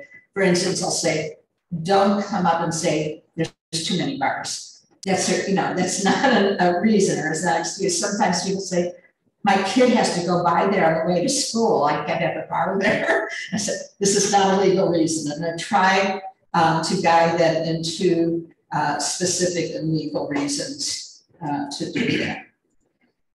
So that's kind of just an ongoing education. And let me see. Other issues, let me see. So what we do is we get the 30-day notice. Ed takes care, Ed Shannon in the office takes care of almost all of this. As I said, he contacts people with alterations, he contacts beer wine, he sends them an invite with a whole package. He creates a poster, a flyer for every month with the meeting date, with the Zoom information, and he sends that all to the applicant, gives them a date to submit. None of them submit, particularly one lawyer, and then he starts his rounds reminding people to submit, and then he starts his rounds of threatening, if I don't hear from you, I'm going to take this off the agenda. And some things actually go off the agenda. What's going on is, and you can probably speak much to this much more than me, is that applicants will want a location and they're negotiating with the landlord, and may go through and it may not go through, and they don't, they want to wait till the last minute before they say, no, this isn't going to happen. So, we post all the questionnaires. After the board meetings, we send out the stipulations, and then we do the second round. If we don't get them, the board's going to have to vote no. I don't know why people who put so much into creating a business don't do these simple, easy things, but that's it. That's how things land on your table. Okay. I was just going to go through a few general things, and I was hoping some of the newer members were going to be here for this, but it will be recorded. It will be recorded. And I mean, one thing, oftentimes after the new members are appointed, there will be some training set up. I don't know if that's going to happen or it hasn't happened yet. So that's why I wanted to add this to the item to at least start the ball rolling. The general procedures for how we hear applications at the meetings is, as you know, and I still think we could run this a little smoother. This hybrid thing isn't always working out as smooth as it could. The general procedure when we hear an application is I will give a summary. I don't know if, I know we assign the applications to each individual's. Are people more comfortable with me reading the intro summary? If you're doing your resolution, would you like to read the summaries, or do you feel it's easier for me to do it? I don't know. That's a question. Does anyone have a strong feeling either way on that? I'm fine with you doing it. I think I could be succinct. Not everybody could be. So, I think you're doing a good job with that, Clint. Okay. Yeah. And that's fine. I mean, I'm fine with that. It was just more of a question. I wouldn't mind taking, a stab at it, but I think we've done so a couple meetings. So basically, I would just kind of the way to run. I'll give a brief introduction. We'll allow the applicants an opportunity to add anything that I missed or that they want to clarify. The public then has an opportunity to speak and ask questions. We give them 2 minutes. We were doing a pretty good job of timing tonight. I probably should cut them down more quickly when the timer goes off, but the committee then has the opportunity to speak or ask questions. The applicant respond, and then we move to making a motion on the resolution. As far as the assignments, the chair will assign the applications to the committee members. Committee members will fill in the basic information for a draft resolution for the template distributed. I don't know if everyone, I will send out, we did make a couple changes on the resolution template to match with the stipulation form more closely. So I will send around the revised, it was a few minor changes, both the stipulation form and the resolution form to everyone. And then as far as in the resolution, when you're doing the whereas clauses, some of the things, after Susan and I met with the new SLA chair from the state, she didn't give us a lot of specifics. We were kind of asking her for the things that she's looking for. And a lot of things that we may put in the resolutions that we think may be useful aren't really as useful to the SLA they're mainly looking for the things that fall under their purview. So if we're talking about things like, you know, and I think it's a fine line between things like tonight where we were talking about compliance issues. If they're not complying with things from another agency, that also shows a pattern for them. So, but also if we're including a lot of other things like C of O issues that the SLA used to be concerned about, but they're no longer concerned about because they have what, a year? They have a year to. They have a year to resolve issues. So we don't need to put that in anymore. So it's things that the SLA that doesn't apply to them. So we're going to be dropping the C of O portion of the. Well, if we have a C of O. If we have a C of O, we should put it in there. No, we shouldn't penalize them if there's not. Oh, yeah. Certificate of occupancy. Certificate of occupancy, how many people are.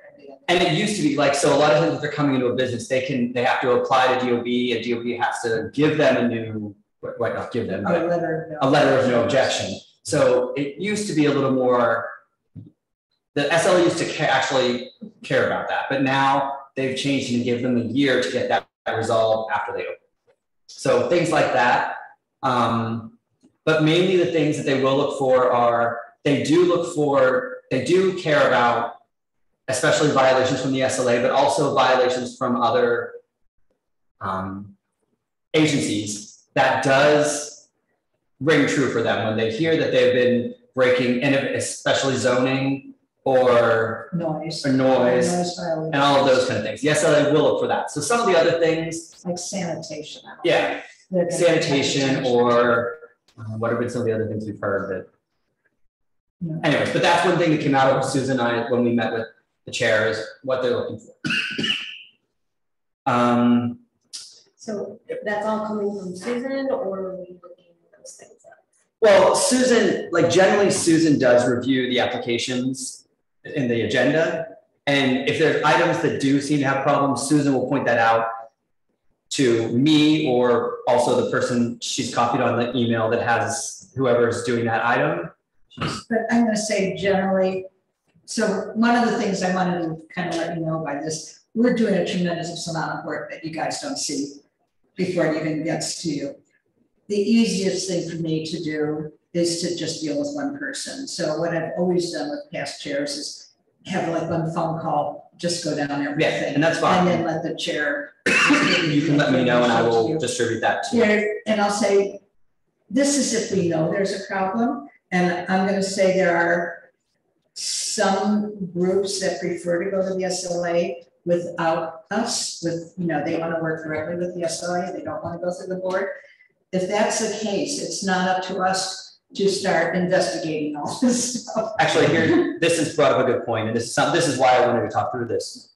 Maybe what we should do is Susan and I will go through the list before I send out the assignments, and then as I assign them, if there's any that Susan has had issues with from the office, I can say, per Susan, she's been dealing with residents' complaints about noise or about the lines or whatever. That way you'll have that information when you're putting your resolution. And most of them I don't have issues, so when I do have issues, they're big. But I'm going to also say, I think it's residents' responsibility that if they're having a problem, that they both call 311, get it online, and that they contact us, because then we work with agencies to document it. It's no longer anecdotal, or I have noise or this or that. It's the owner is always informed, so they have a chance to improve. So no, I don't think we should, or even reach out to community groups that have not come to us with any issues. Often I will have, like with the Cloisters, I knew immediately that there were community groups that had been very involved. And I would say, if you're interested in pursuing this and the community board's taking a position, I will work with you. But, so yeah, we can do that before I assign them. And then that way, if you do know any major issues. Which is better, because that way if there's questions, I have time to look them up. Like with San Marzano, I got complaints actually from residents from the senior and mobility disabled residents on Fifth Street. They're the ones complaining that they didn't have enough room on the sidewalk. That's how I got involved. It's not that we're going to go looking for problems that nobody that's not impacting anyone. So a few other things in regards to, especially with this hybrid format for now. Also, the executive committee is looking into spaces that the reason we are the only committee having hybrid meetings, the executive order ended, so our meetings are supposed to be in person. We do not have a space that is, one, generally large enough, or two, can accommodate hours or the number of people we have going for the SLA meetings. So we've been kicked out of 3 spaces. We have? Why? Well, one was JASA, their room, because people, I'm going to tell you, the applicants and their lawyers make a mess. They bring food, they spill it all over, they have garbage all over, and then we were meeting in low-income residents that actually was under Herman's People's Mutual Group, and we were meeting in their community room, and they kept going out into the lobby. They weren't respectful. They made a mess. And we have like a lot of times for some applicants. And then Alicia's meeting space also. You know, we'll have people, we might have 40 people show up for a meeting, and then if they're leaving in the lobby, and it bothers residents. So we've had an issue. The place that we were most successful was the public hotel. Yeah, I was gonna say. We had meetings there for a while before COVID, but then there's been staff changes and we haven't been able to. Lobbyists that I work with no longer represents them, so we're trying. So that's the honest truth. I'm assuming there's no budget for this. This is not gonna, no way to spend our time on our community. You know, if there was a penny over, I'd ask for a raise. David? Yeah. So actually, I was going to bring this up. Daniel Tenyao, who's in the meeting, asked in the chat, why aren't the applicants in person? And when I read that, I thought, oh, that would be interesting. Could we require applicants to be there in the office or not? On the other hand, the sound is not necessarily so good. But like the thing that happened with Frank would not happen if we required them to be in the office. Is that possible or desirable? I don't know. I don't know if we're telling the community that the public doesn't, you know, can meet in person. And actually the other problem, if this is a very small space and you weren't on the committee, but you were, when we had applicants here before pre-COVID. And I'm going to tell you, it was a disaster. I wouldn't do it because they were going through the desks, they were using people's chargers. And the problem is, you know, this was we've had this month and last month were fairly small agendas. But, you know, if we have 12 agenda items, there's usually at least 2 or 3 people for every applicant. That alone fills the space, you know, the space back here. And then any public that comes, it's a disaster. It doesn't work well, put it that way. It's a disaster. So I'm just gonna say I'm not gonna do it again. All this being said is the executive committee at our last executive meeting, they decided they were going to look into options for us. I don't know where that stands, but they were going to attempt to find space for the SLA committee. The other problem we have is— I didn't know that they were specifically for the SLA. Well, or maybe it was all spaces, this is just for everybody. But they were looking for meetings. Our other problem is, you know, ideally we would love to be done by 9 o'clock. Obviously that doesn't happen often. It should, but in most places, like some places like the schools, their staff, their security staff are only there till like 9. So it's a hard out at 9 o'clock. So that also makes it difficult for us. We can't use school. We have an agreement to use school once a month. Yeah. It's free because they charge us. So, you know. Oh, I didn't realize the school charge. Schools are school safety is like $125 an hour. Okay. So anyways, so for now, we're in a hybrid format. I don't know how long that's going to be. Expect for a while. But during this hybrid format, I feel like we need to, it was different when everyone was on Zoom. It was easier for someone to be doing the resolution, someone to be facilitating. I would like to, and I don't know if it's going to be assigning one person's going to always be the Zoom facilitator. One person's always going to do the stipulation forms. I don't know if anyone has also any opinion about that, or if we should. That's what I was going to say. Women always get stuck doing it. I'm sorry, but yes, it's true. Or if we should rotate. That was going to be. Despite the fact that I would not want to do it, I have yet to be asked. I haven't done that's what I haven't asked. I haven't done any asking. How we to, when you rotate, is spend a little time with that person before the meeting starts, saying this is what you're doing. And it would be something that when I send around the assignments for the resolutions, I will say, you know, this month, Jamie, are you able to do the stipulations? Amanda, are you able to do the Zoom facilitation? Oh, you just assign it ahead of time, and if someone needs to trade it. Well, that's what I mean, but I would do it when I send out the assignments. No, I mean like for the year. Oh, I mean, we could do it for the year too. We could do a whole calendar for the year. Yeah. Yeah, and if you can't make your meeting, that's not on Clint. That's on you to figure out. Well, didn't you assign the Zoom already this month? I didn't assign Zoom to anyone this month. I did not. I would suggest that after people speak, that they immediately be returned to attending. Yes, and I was interviewing back and forth. Yeah, I did that after Jamie, I think, reminded me. I was paying attention to those things and wasn't moving back. You can't do that while you're chair. Yeah, you shouldn't have to do that. So that's the one thing that I just wanted to point out, and that's fine. I can assign, we can have it for the next year, 12 months. We can just assign, I'll have a rotating schedule. It'll be every month. So that'll be, I also need to find out, and I need to talk to Tariq, the two, well, actually Michael has attended the meetings, but two of the other new members that he assigned to our committee haven't. You should call them. Well, I did talk to them and they were supposed to come, but they're just not showing up. Like, I don't know why they're not showing up, but I've talked to Naomi. Naima. Let me be better. Yeah, I can be Naima's buddy because she. But she should have been assigned a mentor already. No, I mean, I'm Tan's mentor, but Tan and I, we haven't been connected. I only have her work email. So have you heard from her? You get signed. No, she's had. Yeah, right. Andrea, you guys have. Andrea said you should have been assigned. Was going to do Andrea was supposed to do that. They used to, and then it kind of fell off. No, Andrea. No. I mean, he said he never got assigned one, but when he came on, they weren't doing it. Were you during COVID? Yeah. But just before. It fell apart. Used to be. It's a very good system. I'm not upset. I remind people every year. Anyway, so yes, I will do that. I will just send around a little schedule. I'll put together a calendar, just send it around to everyone. I think you have to make it mandatory for them to come and you have to assign them resolutions and each of, I know they have to have buddies, but why don't we have an SLA buddy who tells. Well, I've been wanting to talk to them to find out, and normally the chair would talk to them before the full board chair would appoint someone to find out if they really want to be on the committee.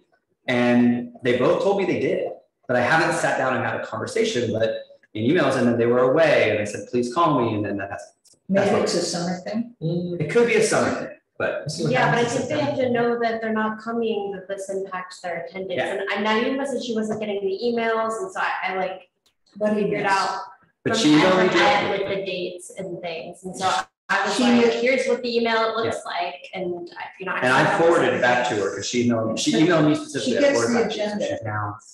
She was saying she did it, so I sent it to her and I said, "This is the email that you should be looking for." So if she says she doesn't get the agenda, tell her to. First of all, she should have contacted the office. Anyone having problems should contact the office. If there's a problem with her email, the only way to know is, look it up. I'm guessing she's getting it, Susan, and she just doesn't. But the other thing is she can go on the website. Yes. On the website and sign up, and then she'll get it for both Ed and Constance. We're being a little too flexible, and I think you have to just start saying you're required. Well, I'm going to do that after they didn't come to this meeting. That's what I'm going to do. Yeah, because I think people are like, oh, it's summer, I'm not going to come. I mean, maybe, but but I plan on doing that after this meeting. I'll reach out to them and say, do you want to be on the committee? And then the last item I had was just, and this is fairly minor, but it was, when we get emails, when I get emails from community groups, I forwarded them to you in the past, and I know for the 5 Chatham Square, it was overwhelming. It's my responsibility as chair to forward these to you because a lot of times, if they can't attend the meeting, that's their way of sharing their opinion. You can choose to read them or not read them, but I feel like it's my responsibility to at least afford you that opportunity. So how would you prefer to receive those emails? Actually, David, you've had your hand up for a while. Do you have something you could just? No, I don't know why it's up. Sorry. Okay. That's fine. I saw it a minute ago, but then I started the next subject. I appreciate the effort. Thank you so much. So if I get, like this month I forwarded you, I think there was only 3 emails from Carlin, from Jan, and maybe one other person. Those were easy enough. But like if we're going to get 15 emails for an application. Do you want me to forward each individual email, which I know is overwhelming? Would you rather me just put them all in one PDF, send you one email that has one PDF for item number 2, one PDF for number 4? How would you prefer to see them? That sounds, the only thing I care about, and it's not even that major, is if we get 15 emails saying the same thing, like from the dwellers or whoever, just send us one and say, hey. You mean like a template email? Exactly. Well, if it's a template, yeah, if it's a form email like that, like a lot of them, yes, I get that. And send them when you get them. Great. Send them when you get them. Yeah, just send them when you get them. They did it for 5 Chatham Square.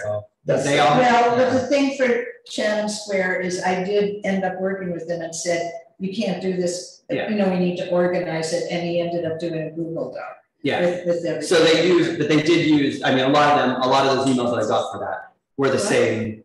Yeah, that's just not fair. Just ask them to do that format in the future. Can we do that? Well, I can't ask everybody to do that. They had, but they do close it. to 100. They do this the most often though. So yeah, they can, and Jan will do that. But you know, if you have a block association that's going to send like 5 emails. And 5 isn't bad. I mean, 5 is. Yes, I can just say, I mean, our job is to hear the voice from the community. And so I think, you know, it's true that some people will send emails that are nonsense and others send it with really important information. Like, for example, last month for the 49 Monroe, you know, several of those emails actually had I felt very important things in. They were talking about, look, I support them, but I own this space or I was in this space and you need to do this, this, and this. So it's things like that that I think are especially useful for everyone to read. And same with the one on 9th Street, who the guy never came back, right? You've never heard a word from him? Shiso, no. So he, I think, is going to be. Oh, he's coming back. He has. Okay. So when you talk about driving, a lot Listen, if that one comes back to us, is this the guy who's been here repeatedly? No, it's not. It's an administrative approval, I believe. Right now. Good. And I don't know what he's going to do with the one that we didn't hear. I don't know if he's going to go. There's just been so many problems with that. So incredibly many problems. And he has been so outrageous to us that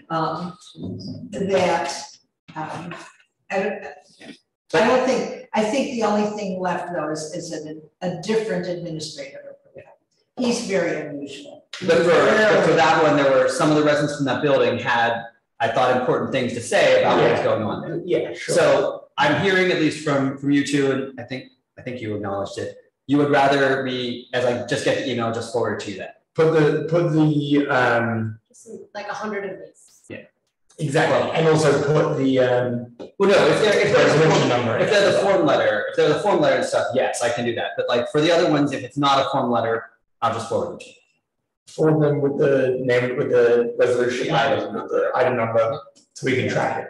Most of them are. If you think it would be helpful to organize this in whatever way, I'm fine, but I don't make work for yourself. There's a lot of work to be done that's really going to be productive. Okay. So otherwise, that was pretty much, those were the main points I wanted to discuss, to just at least get some structure going here. You were going to tell people the easy way to do 3. Oh, yes. The other thing, just one thing for all of you, I think Michael knows this. I can share this on the screen. So I think the instructions that I think you had for looking up 311s were a little more. Well, I got the only one I can find in my inbox, and you don't send one.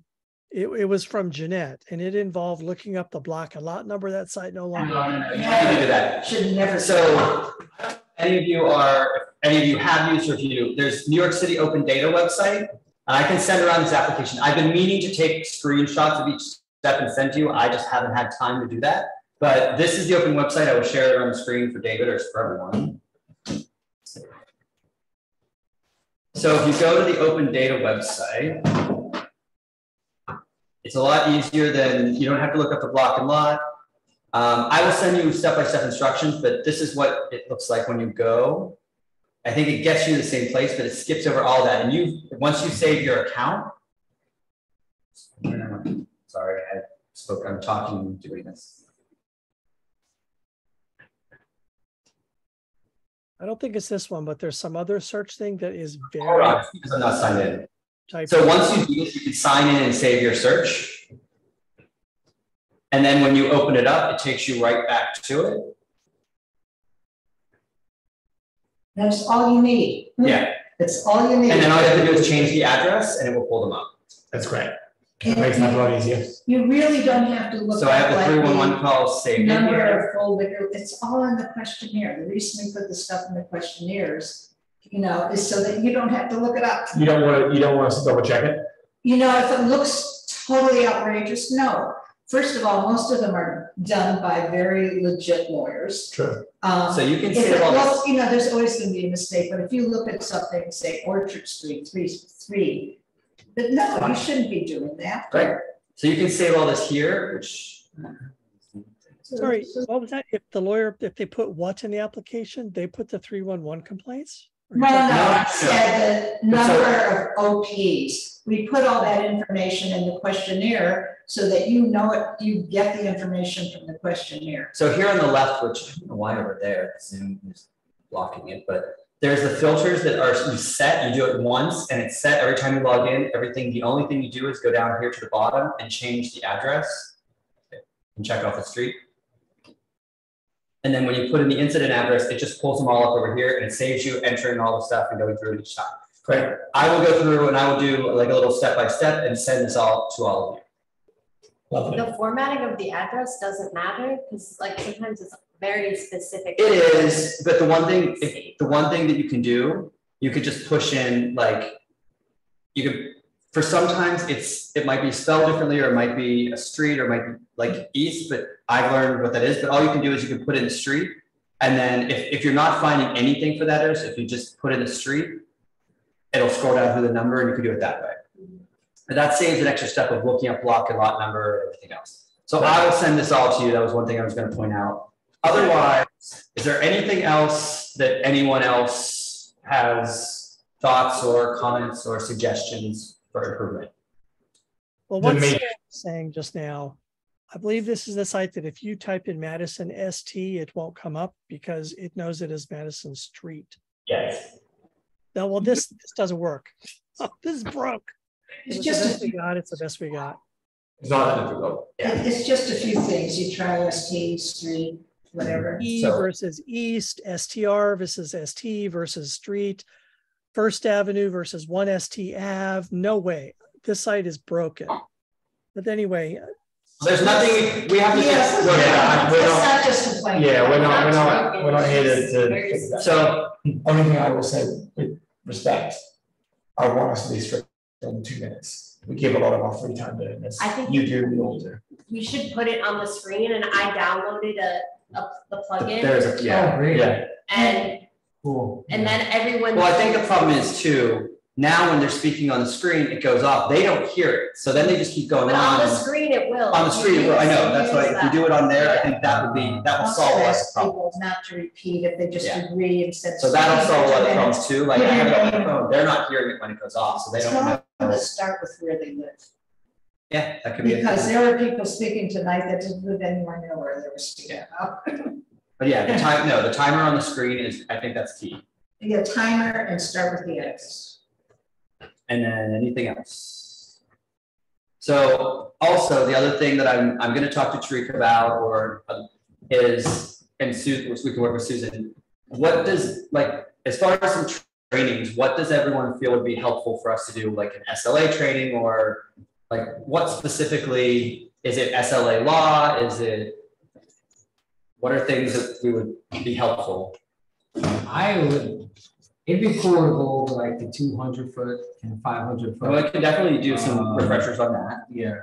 Can we also like just refresh on saturation, Yeah. what our guidance is,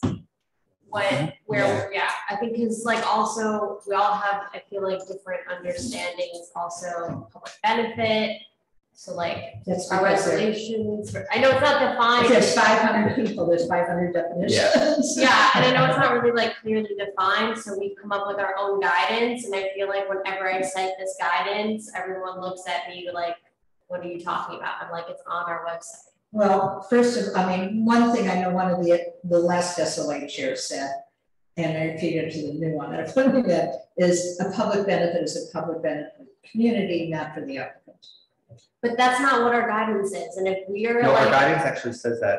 Our guidance in 2016. Our guidance in 2016 says we can consider if they're a conscientious business owner. But it says at the bottom of that clause, it says that, and then the bottom it says this is only one part of the consideration.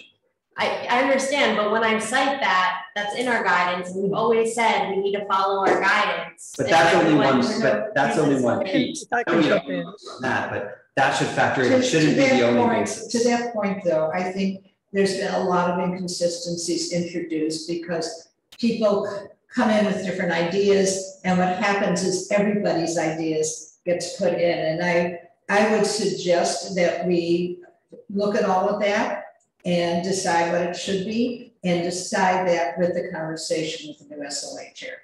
Can I Go ahead. Okay. That sounds reasonable. So, yeah, that guidance, the reason, well, I've jumped up and down when this has been brought up in the past, Sarah, and it was it's not that they're conscientious, but that they can actually help stabilize the block in some way. Just the fact that they are conscientious by itself isn't. I don't know if that can be clarified somehow in that language, but we've had plenty of business owners who live in the community district, and but they're have a stake in whatever business that is being proposed for an upgrade or whatever full OP. And so for me, like if they're coming in good faith, or if they're doing the community engagement, or they have a record with successful businesses, especially in the neighborhood, like I view that as conscientious business owner with stabilizing force. But if they're in a bad I view it as a net positive, but it definitely is not a public benefit. Are you hearing me or not? That is a net positive for sure. In fact, that's kind of minimum for me. Like tonight, yeah. It does not make a public benefit. Operators, that wasn't on this location, but they weren't coming into a bad location. So that was something that factored into my decisions, because they were good operators, even though they hadn't had a license before. But even if they're a great operator and they've had license before, if they're coming into a problem area and oversaturated, where there's anywhere in Hell Square, that becomes a problem. Well, let me speak to somebody who took over from a bad operator in Hell Square. I think I've done better than the guy before. But that's not, which is a good thing, yeah. But that's not the bar. That's not the bar that's making it better than before. No, but it's the operator behind the bar. But it's more than that. But in some cases, you can have a wonderful bar owner. You can have 15 wonderful bar owners on one block. Mm-hmm. You have the bros coming, and they're drunk, and they're screaming, and they're yelling, and they're blasting their radios, and the traffic, which are all things that you're supposed to look at. Mm-hmm. Not those bar owners' fault. So, no, I understand that. And the state does not consider. Terrible for the neighborhood.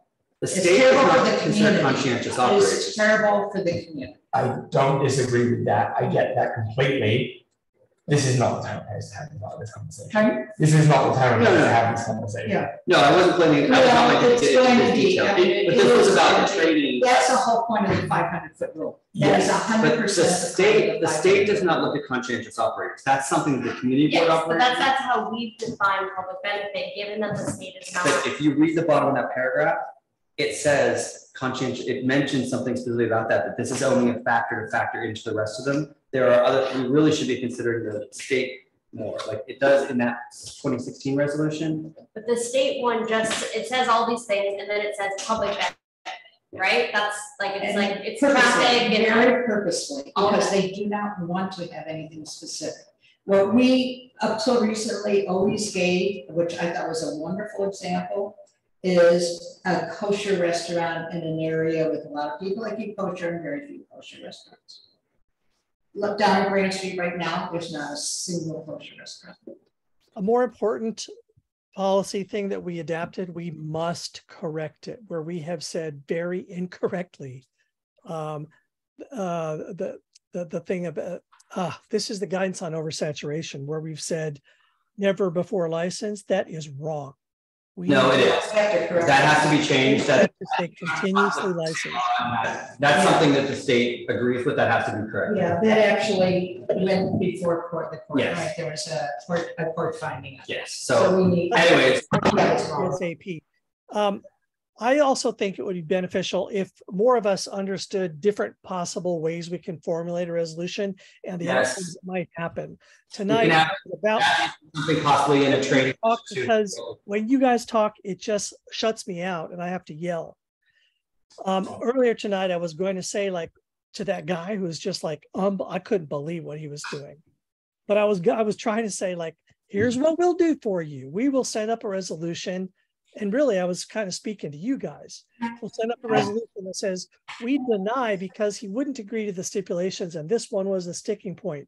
What is that the SLA? They look at it. Anyway, this is one of our optional things, and we need to understand. Suggestion that we end the meeting, stop recording, and then we can still keep talking. Okay. Okay. So on that note, motion to adjourn. Okay. But stop the recording. We need to do a roll call vote. Yeah. Well, so do that in the meeting because that's part of the meeting. All right, in the meeting. So motion to adjourn. David.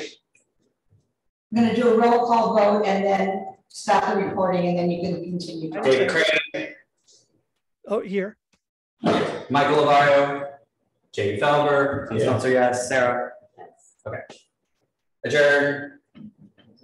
You should have done this a long time. It's fine. Have to be recorded. Okay. No, hang on. Right. There's a possible strategies we can use at the moment that we write the resolutions, and we really we've created